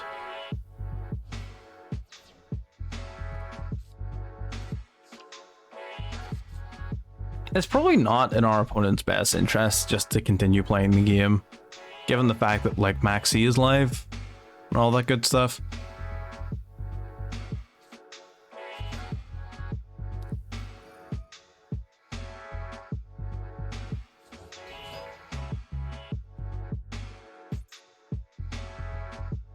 Yeah, probably doesn't have another one.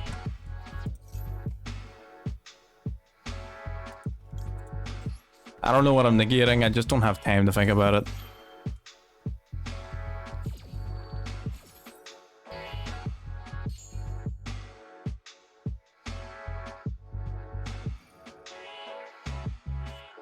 Oh, you're right, Tarian can return from the graveyard. Ah.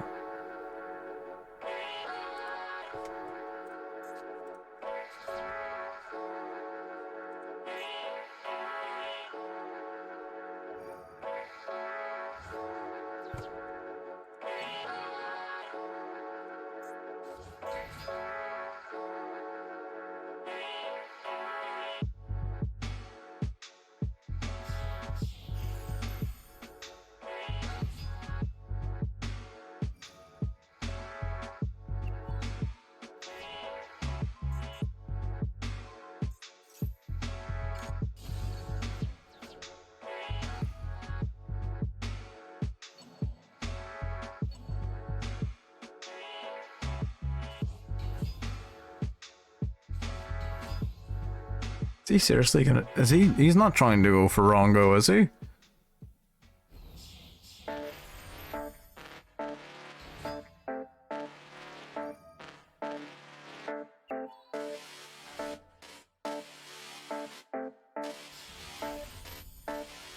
Oh, he's trying to go for lethal. Jesus.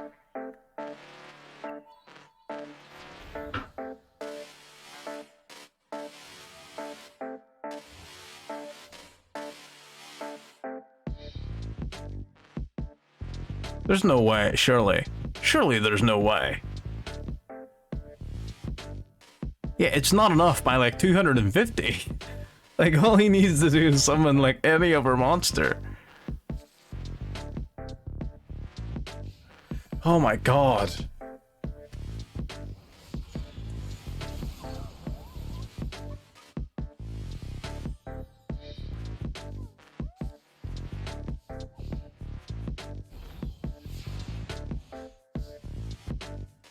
Okay, finally we can freaking have our toggle back on. Right.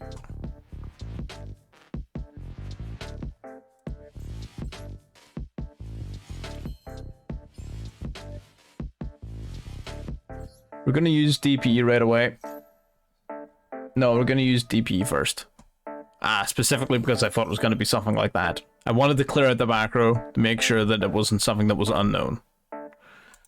Force him to use it early. And then you're sweet. That's fine. No, but that's fine. I didn't want him to interrupt the process of going into Shio. You know what I mean? Like, I want to get that up on the field safely. I would rather him lock this up for a little bit, because I can get rid of this. I'd rather him lock this up for a little while, and then me actually get the entirety of the combo out. I mean, it was like we were running out of time. I wasn't paying that much attention. I mean, we did, because did he search it? I know he sent one to the graveyard. I don't know if he searched for one. He sent one to the grave and banished it. But I don't know if he searched for one. Hospitality will summon out Nurse. And this is where we're going to go into Avramax. No. We're doing Avramax.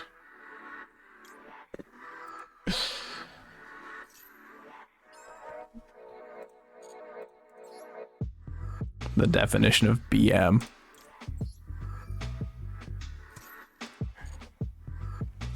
Why bounce it back to the extra deck when I could just punch him in his stupid little face?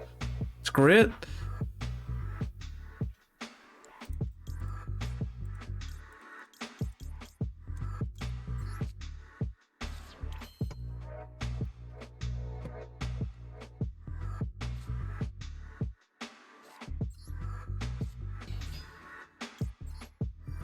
Oh yeah, 100%. I'm like almost certain I can, yeah. Oh, little dork. This man was about to get freaking goat seed. Oh lord. Whatever. Go touch some grass, dweeb. Avramax was about to ruin his day.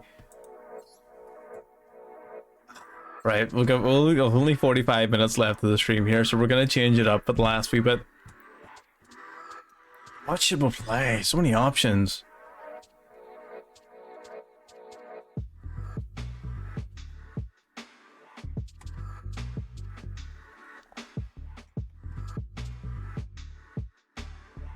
Get some T-Dragons?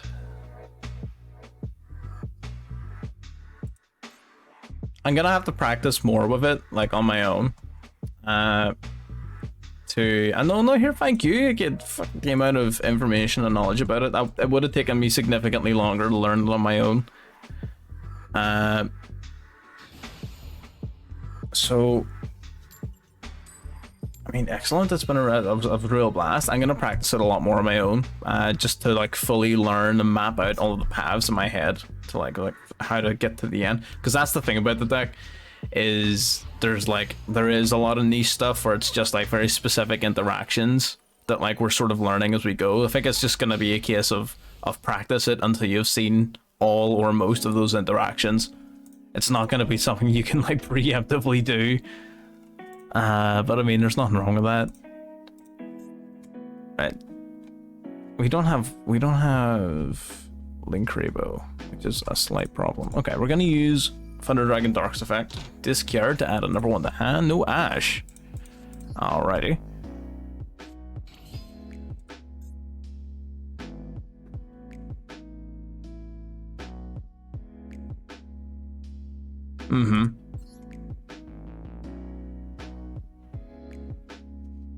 Yeah, they're all pretty much fantastic abusers of that. I think Avramax is my favorite out of them. One, because it's less seen. Like, I mean, I naturally gravitate towards things you don't see as often. But Apollo, you can play around, right? You can play around Apollo. Goddess, you can play around, because they're just control, you know what I mean? Whereas Avramax, its entire thing is, it's super difficult to get rid of. Like, you can't target it, you can't destroy it, and if you try to battle it, it gains your attack points. So it's like, well, the amount of ways you have to get rid of it are very, very limited. So that's the main reason as to why I prefer it over the alternatives. And this deck here, this is great. So we summon the Black Dragon Collapse Serpent. Link this off into Striker Dragon. Searches for the white dragon.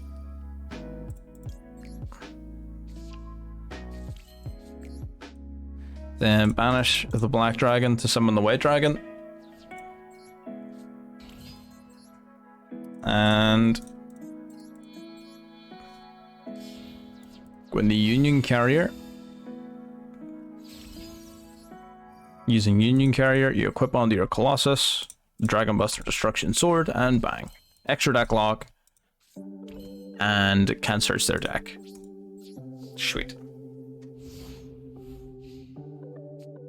Yeah, 100%. Absolutely. It's not, yeah, it's not a one size fits all. Definitely not. Apollo will shut down a lot of decks. It's just that there's some that it won't. Who runs Twin Twisters? We've been playing this entire time. We have not found one person playing any significant back row removal this entire stream. And the one time we play the extra deck lock with Buster Dragon, that's what comes. Oh my.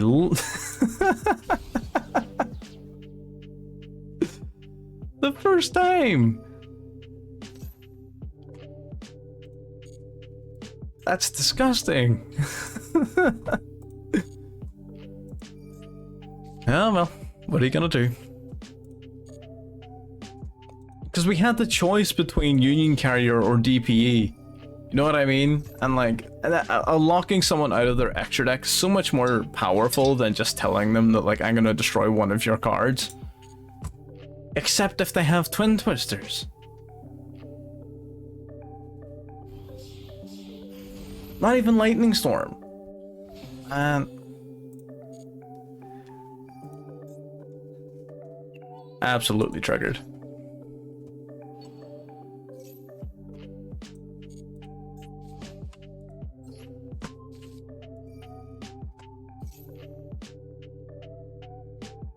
It's a good card. Like, I have it. I have it favorited. It's a freaking... But, like... the first time... You know what I mean? Like, the first... I don't know, Chief. I just feel like it's conspiring against me here. Madolche Hoot Kick.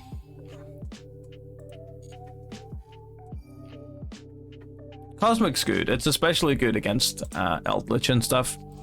Because it banishes their cards instead of just destroying them. So Cosmic's pretty good as well. What happened to my Thunder Dragon? I wasn't even paying attention and now it's just not there anymore. What the hell happened? You... clown. What the hell? Alright, well, whatever. Man, I'm really not a fan of Madolche.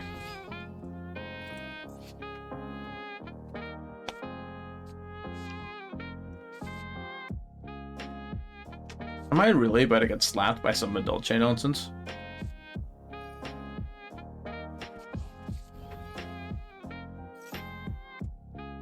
Alright, whatever you say, Chief.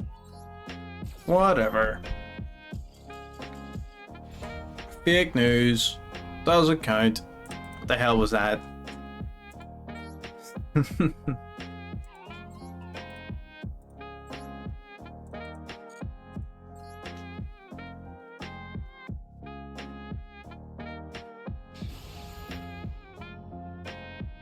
Alrighty. What have you got for me?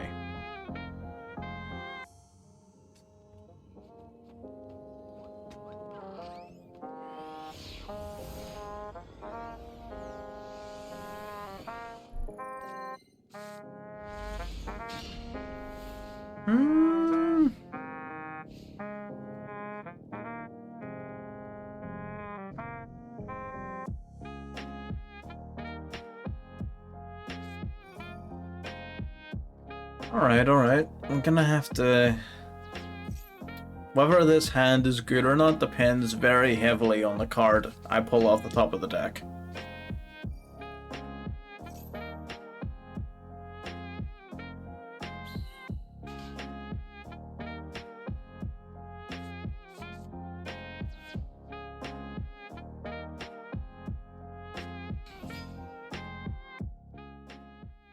It depends very heavily on the card I pull off the top of the deck.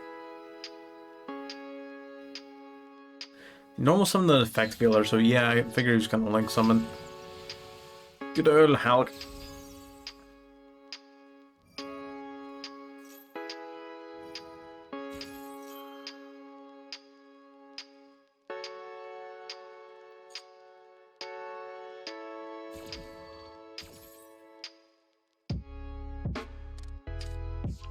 Okay, so he gets his Draco back.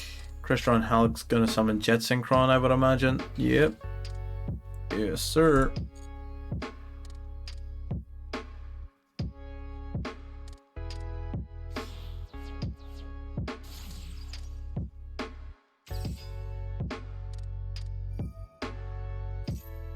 Nope. No, we deny.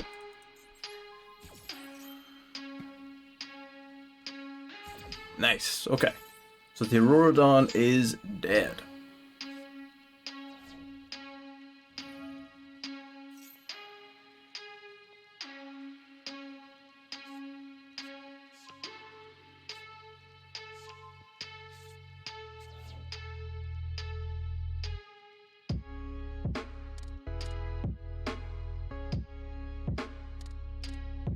Yeah, 100%. Imperm is just, especially with Floowandereeze on the rise, it's just, yeah.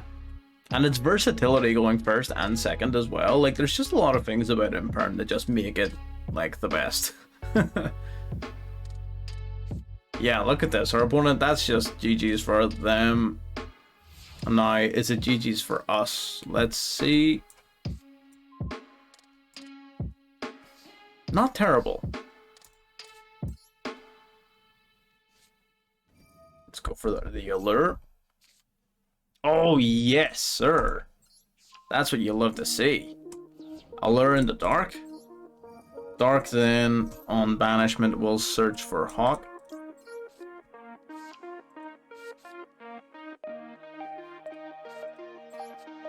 Activate Hawk. It's going to revive the banished Dark. We normal summon aloof Lupine. Lupine will banish the Duel.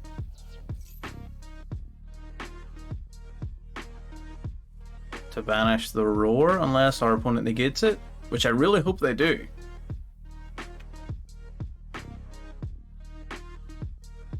Like, if I get impermed here, that'd be amazing.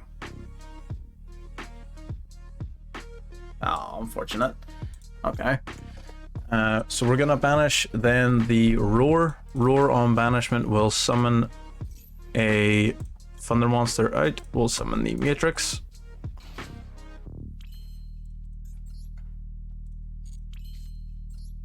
Alrighty, we're gonna use Ready Fusion. Was that smart? Maybe I should have held off on that. We're gonna summon the sea monster of Theseus.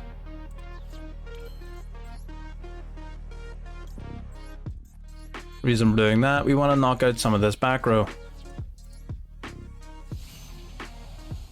So we want the Baron de Fleur. Activate, pop one.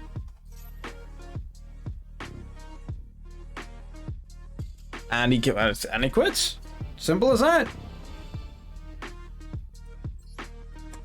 Easy as that. I mean, what more do you want?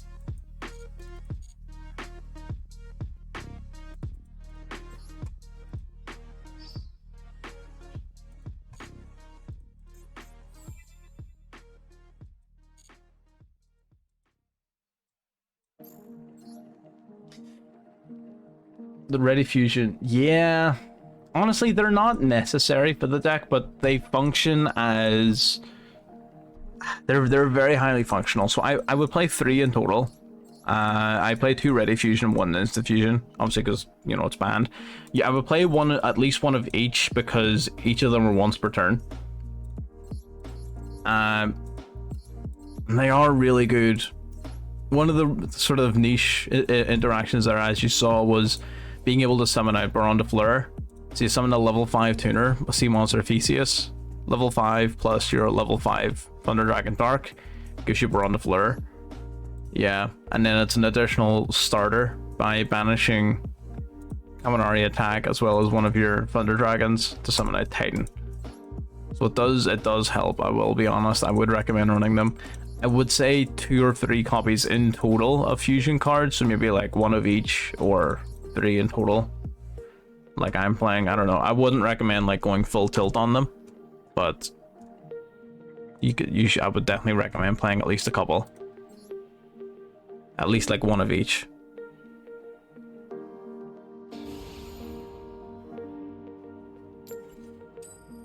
Oh yes, sir.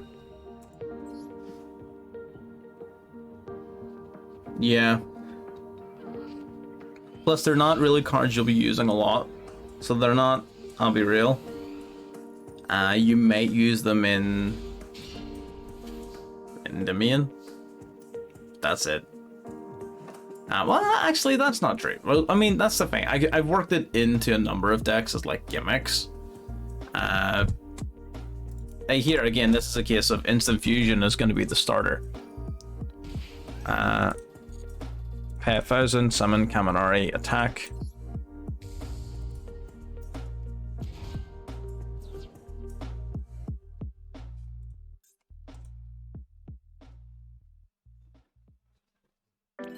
So our opponent has something.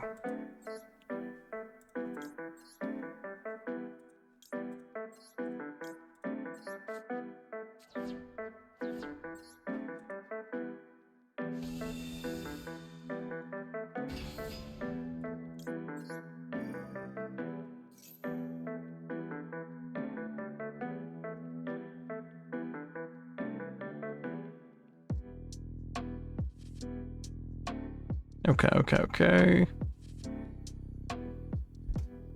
So what's your plan here, Chief?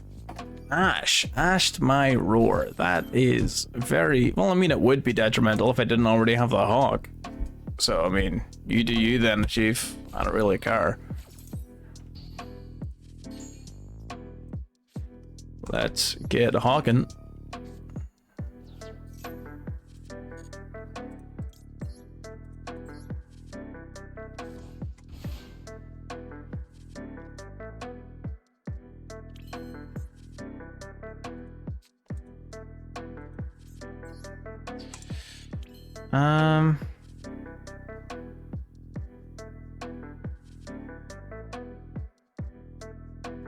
Yeah, I think we'll just summon our Colossus and leave it there.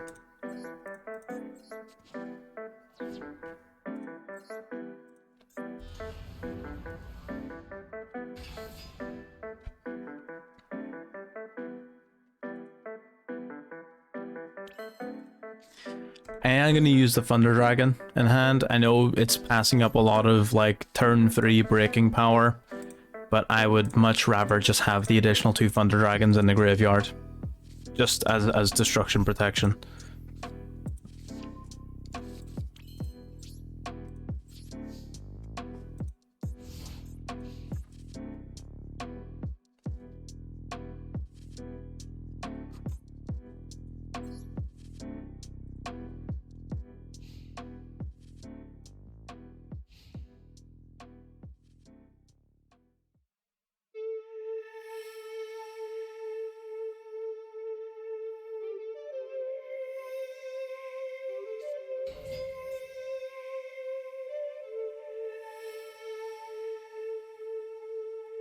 So is this Adamantipeaters or Prank Kids?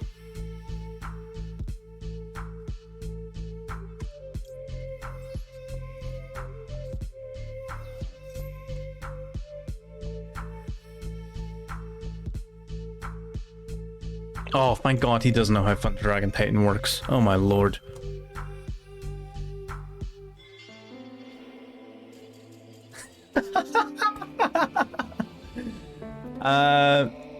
Well, Prank Kids are the best deck in the game. Adamantipeaters have always used Prank Kids Roxy's.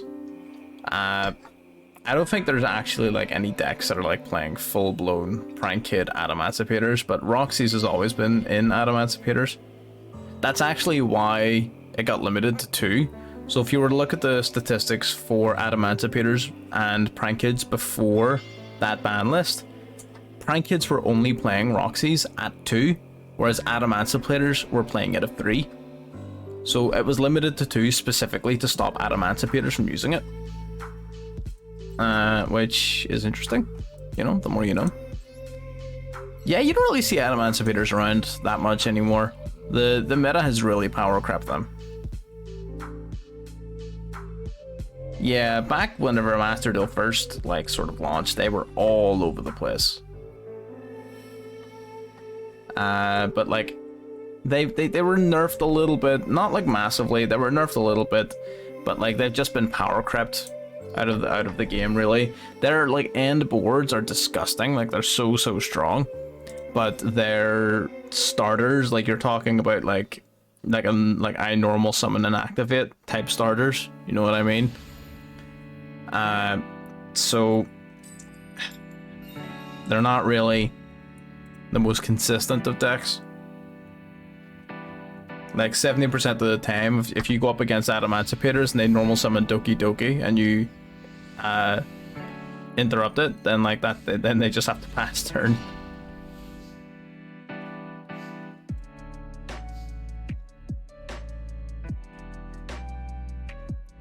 Okay. Well, this is useless. What is this?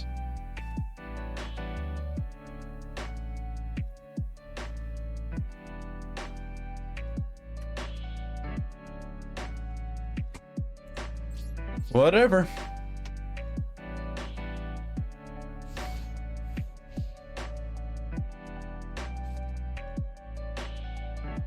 It's not mandatory yet. It's not mandatory yet. Trust me. I'm a doctor. Ooh, it's looking a little more mandatory.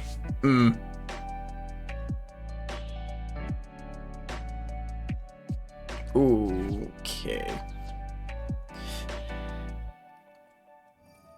If they're playing like the Aurora nonsense, then, you know, we're looking good. But if they're not playing that, then we're maybe not looking so good. We need to just wait and see what they're playing. Because they're not going to be playing just Adventure. Like, surely. With a hand of 5 cards, you're not playing just Adventure. As even if they do, like, if they are playing just Adventure, then they're not going to be able to kill us. Prank Kids. The only freaking deck that Effect Veiler does nothing against.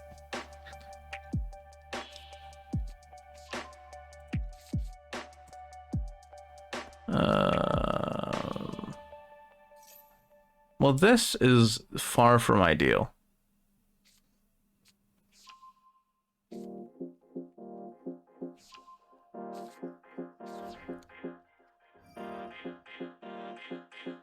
Why did he summon his token in defense? Am I missing something? Did he forget that he can attack?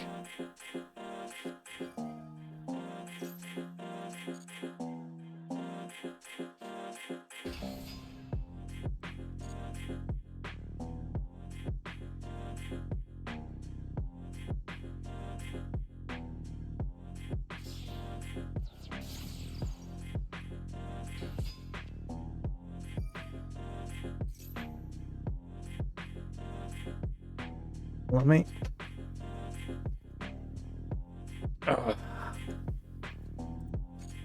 To sit with a freaking cushion in against my lower back like an old man. Because how often I sit at computers between here and work. Don't have posture problems.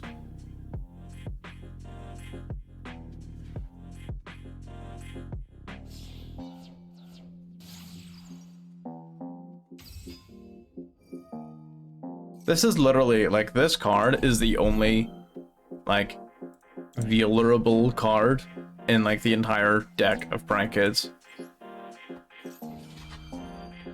Like, that's it. He's gonna negate it. Oh, he's not. He doesn't even care.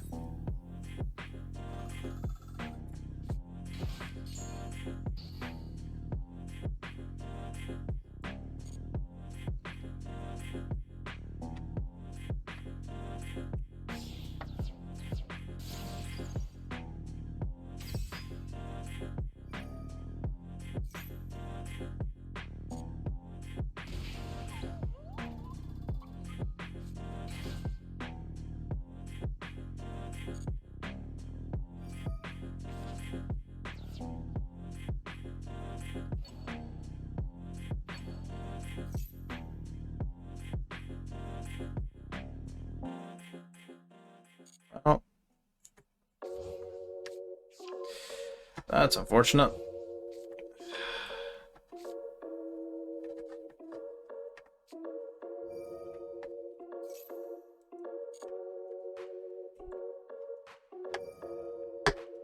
You know what?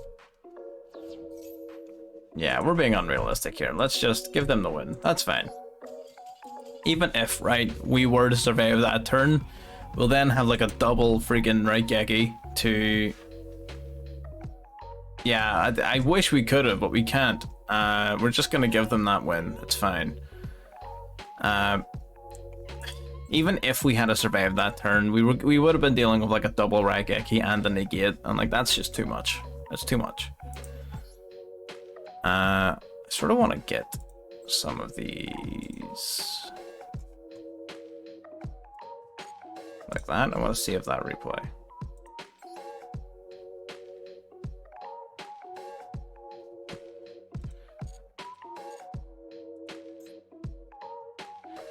Can't win them all. Can't win them all. All we can do is our best.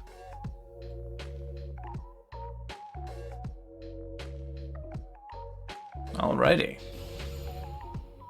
Oh, we're against a Platinum 2 player. I guess there's no one in Platinum 1 that's playing. Yeah, really nice to have you around. I mean, the stream's coming to an end here in 20 minutes or so anyway, so it's all good. You take care of yourself.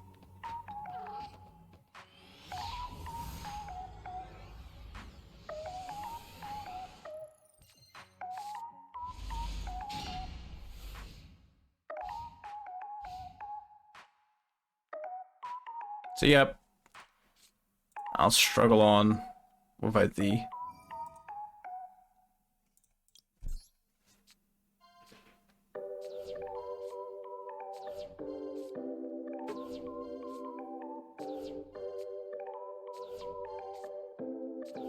What the hell?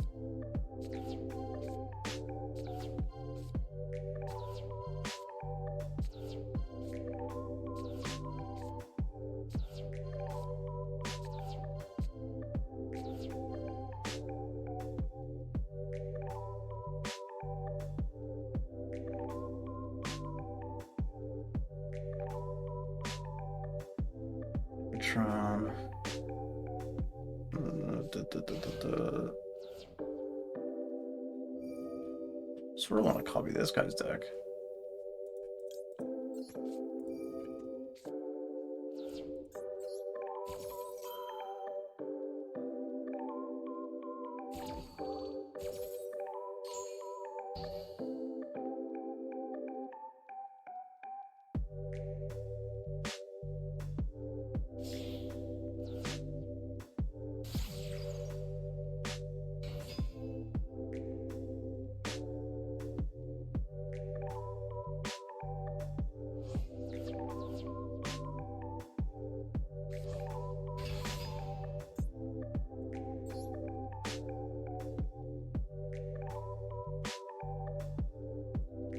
What the hell? I've never seen this one before.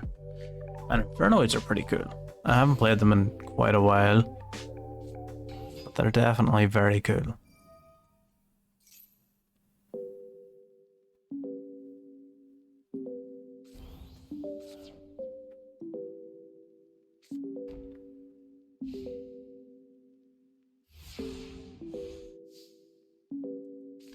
So he's basically got what, like a board wipe available on his field? That's pretty nuts. So we got our Lupine, which will banish a dark in our hand.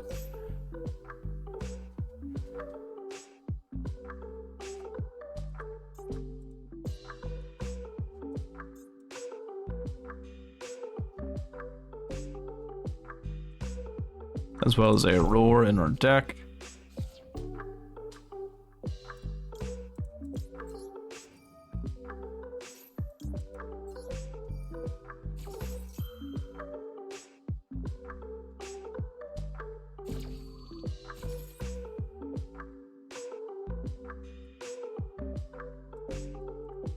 Okay, so we're gonna summon a Thunder Dragon Matrix. Then add Thunder Dragon Hawk to hand.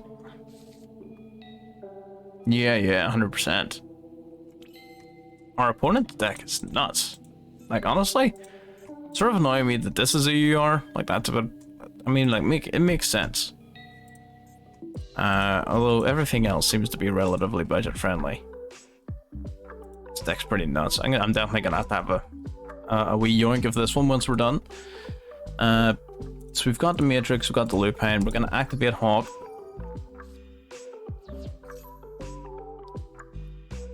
That's gonna send, or sorry, resurrect our banished Dark.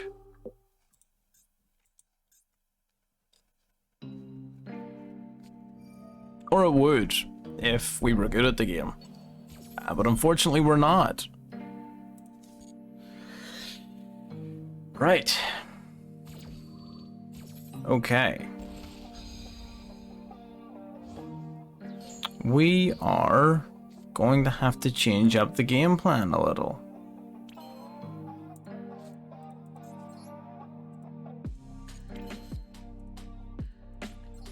Okay, that's fine. Yeah, so we're just gonna send the big old Matrix to the grave. Summon a Colossus. Matrix will activate to add another Matrix to hand.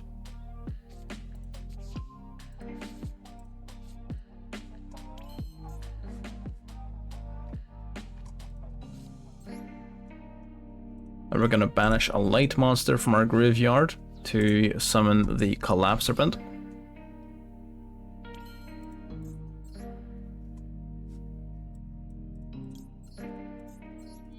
Using Lupine and Collapse Serpent, we have Verte Anaconda.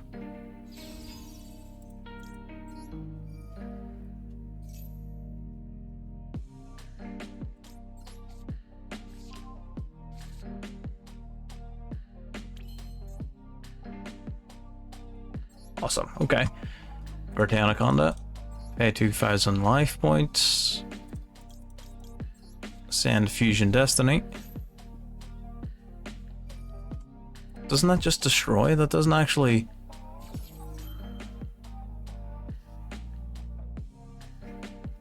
Destroys all spells and traps on the field. Oh, wait, what? Hang on. Did I misunderstand something?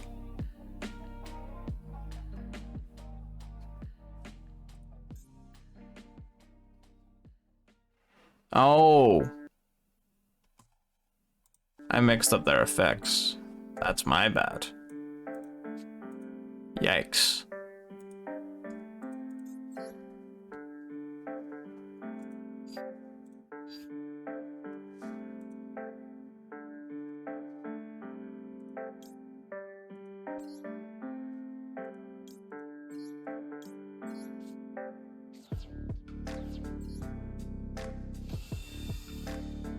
Okay, so we're gonna summon a Titan.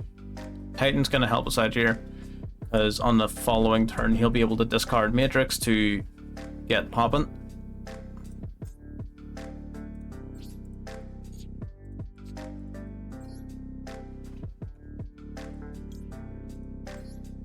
As well as the fact that on this turn we're going to be able to wipe out most of his monsters. So we're going to take out that Decatron using our White Dragon. Oh, what do you do?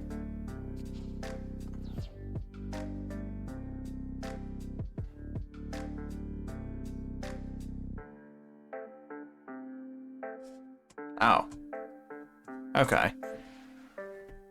I mean, that's annoying, but not ultimately very detrimental.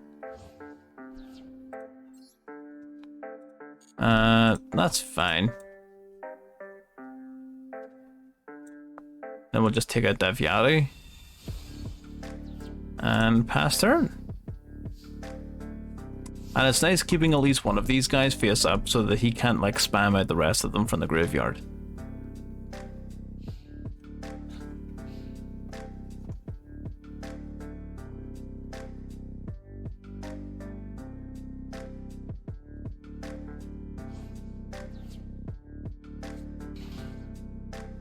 Oh yeah, hell of a good upgrade. Royal Vertaps, so it just randomly crafted it out of nowhere. 100%. What a card to get Royal Rare too. It's pretty nuts. Antra? I don't remember Antra from whenever I was playing Infernoids.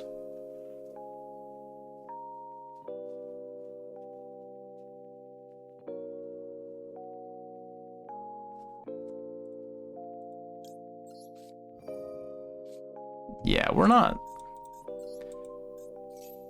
playing that game.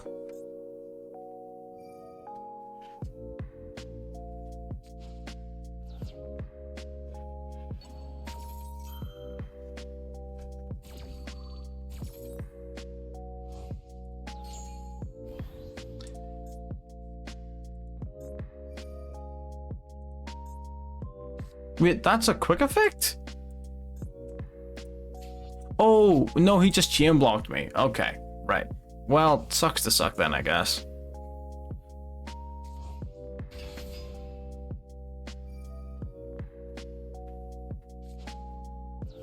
Well.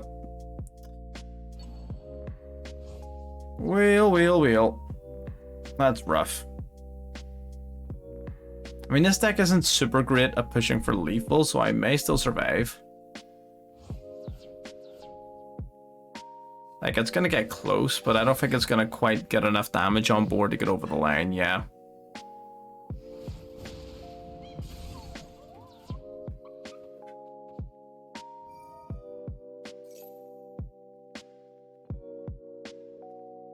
This is gonna be a tight one. Oh, no, I can attack again. Never mind, I'm out. That's a fat old L. Well.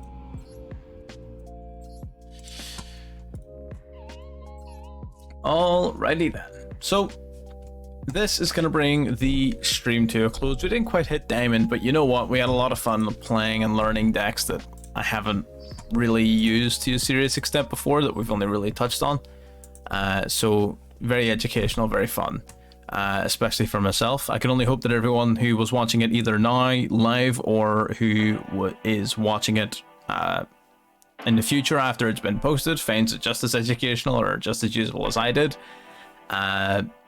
You know, learning from all the mistakes and the misplays and the good plays and the tutorials. So hopefully anyone who watches it finds it just as useful as I did. And I wish you all the best. See you all in the next one.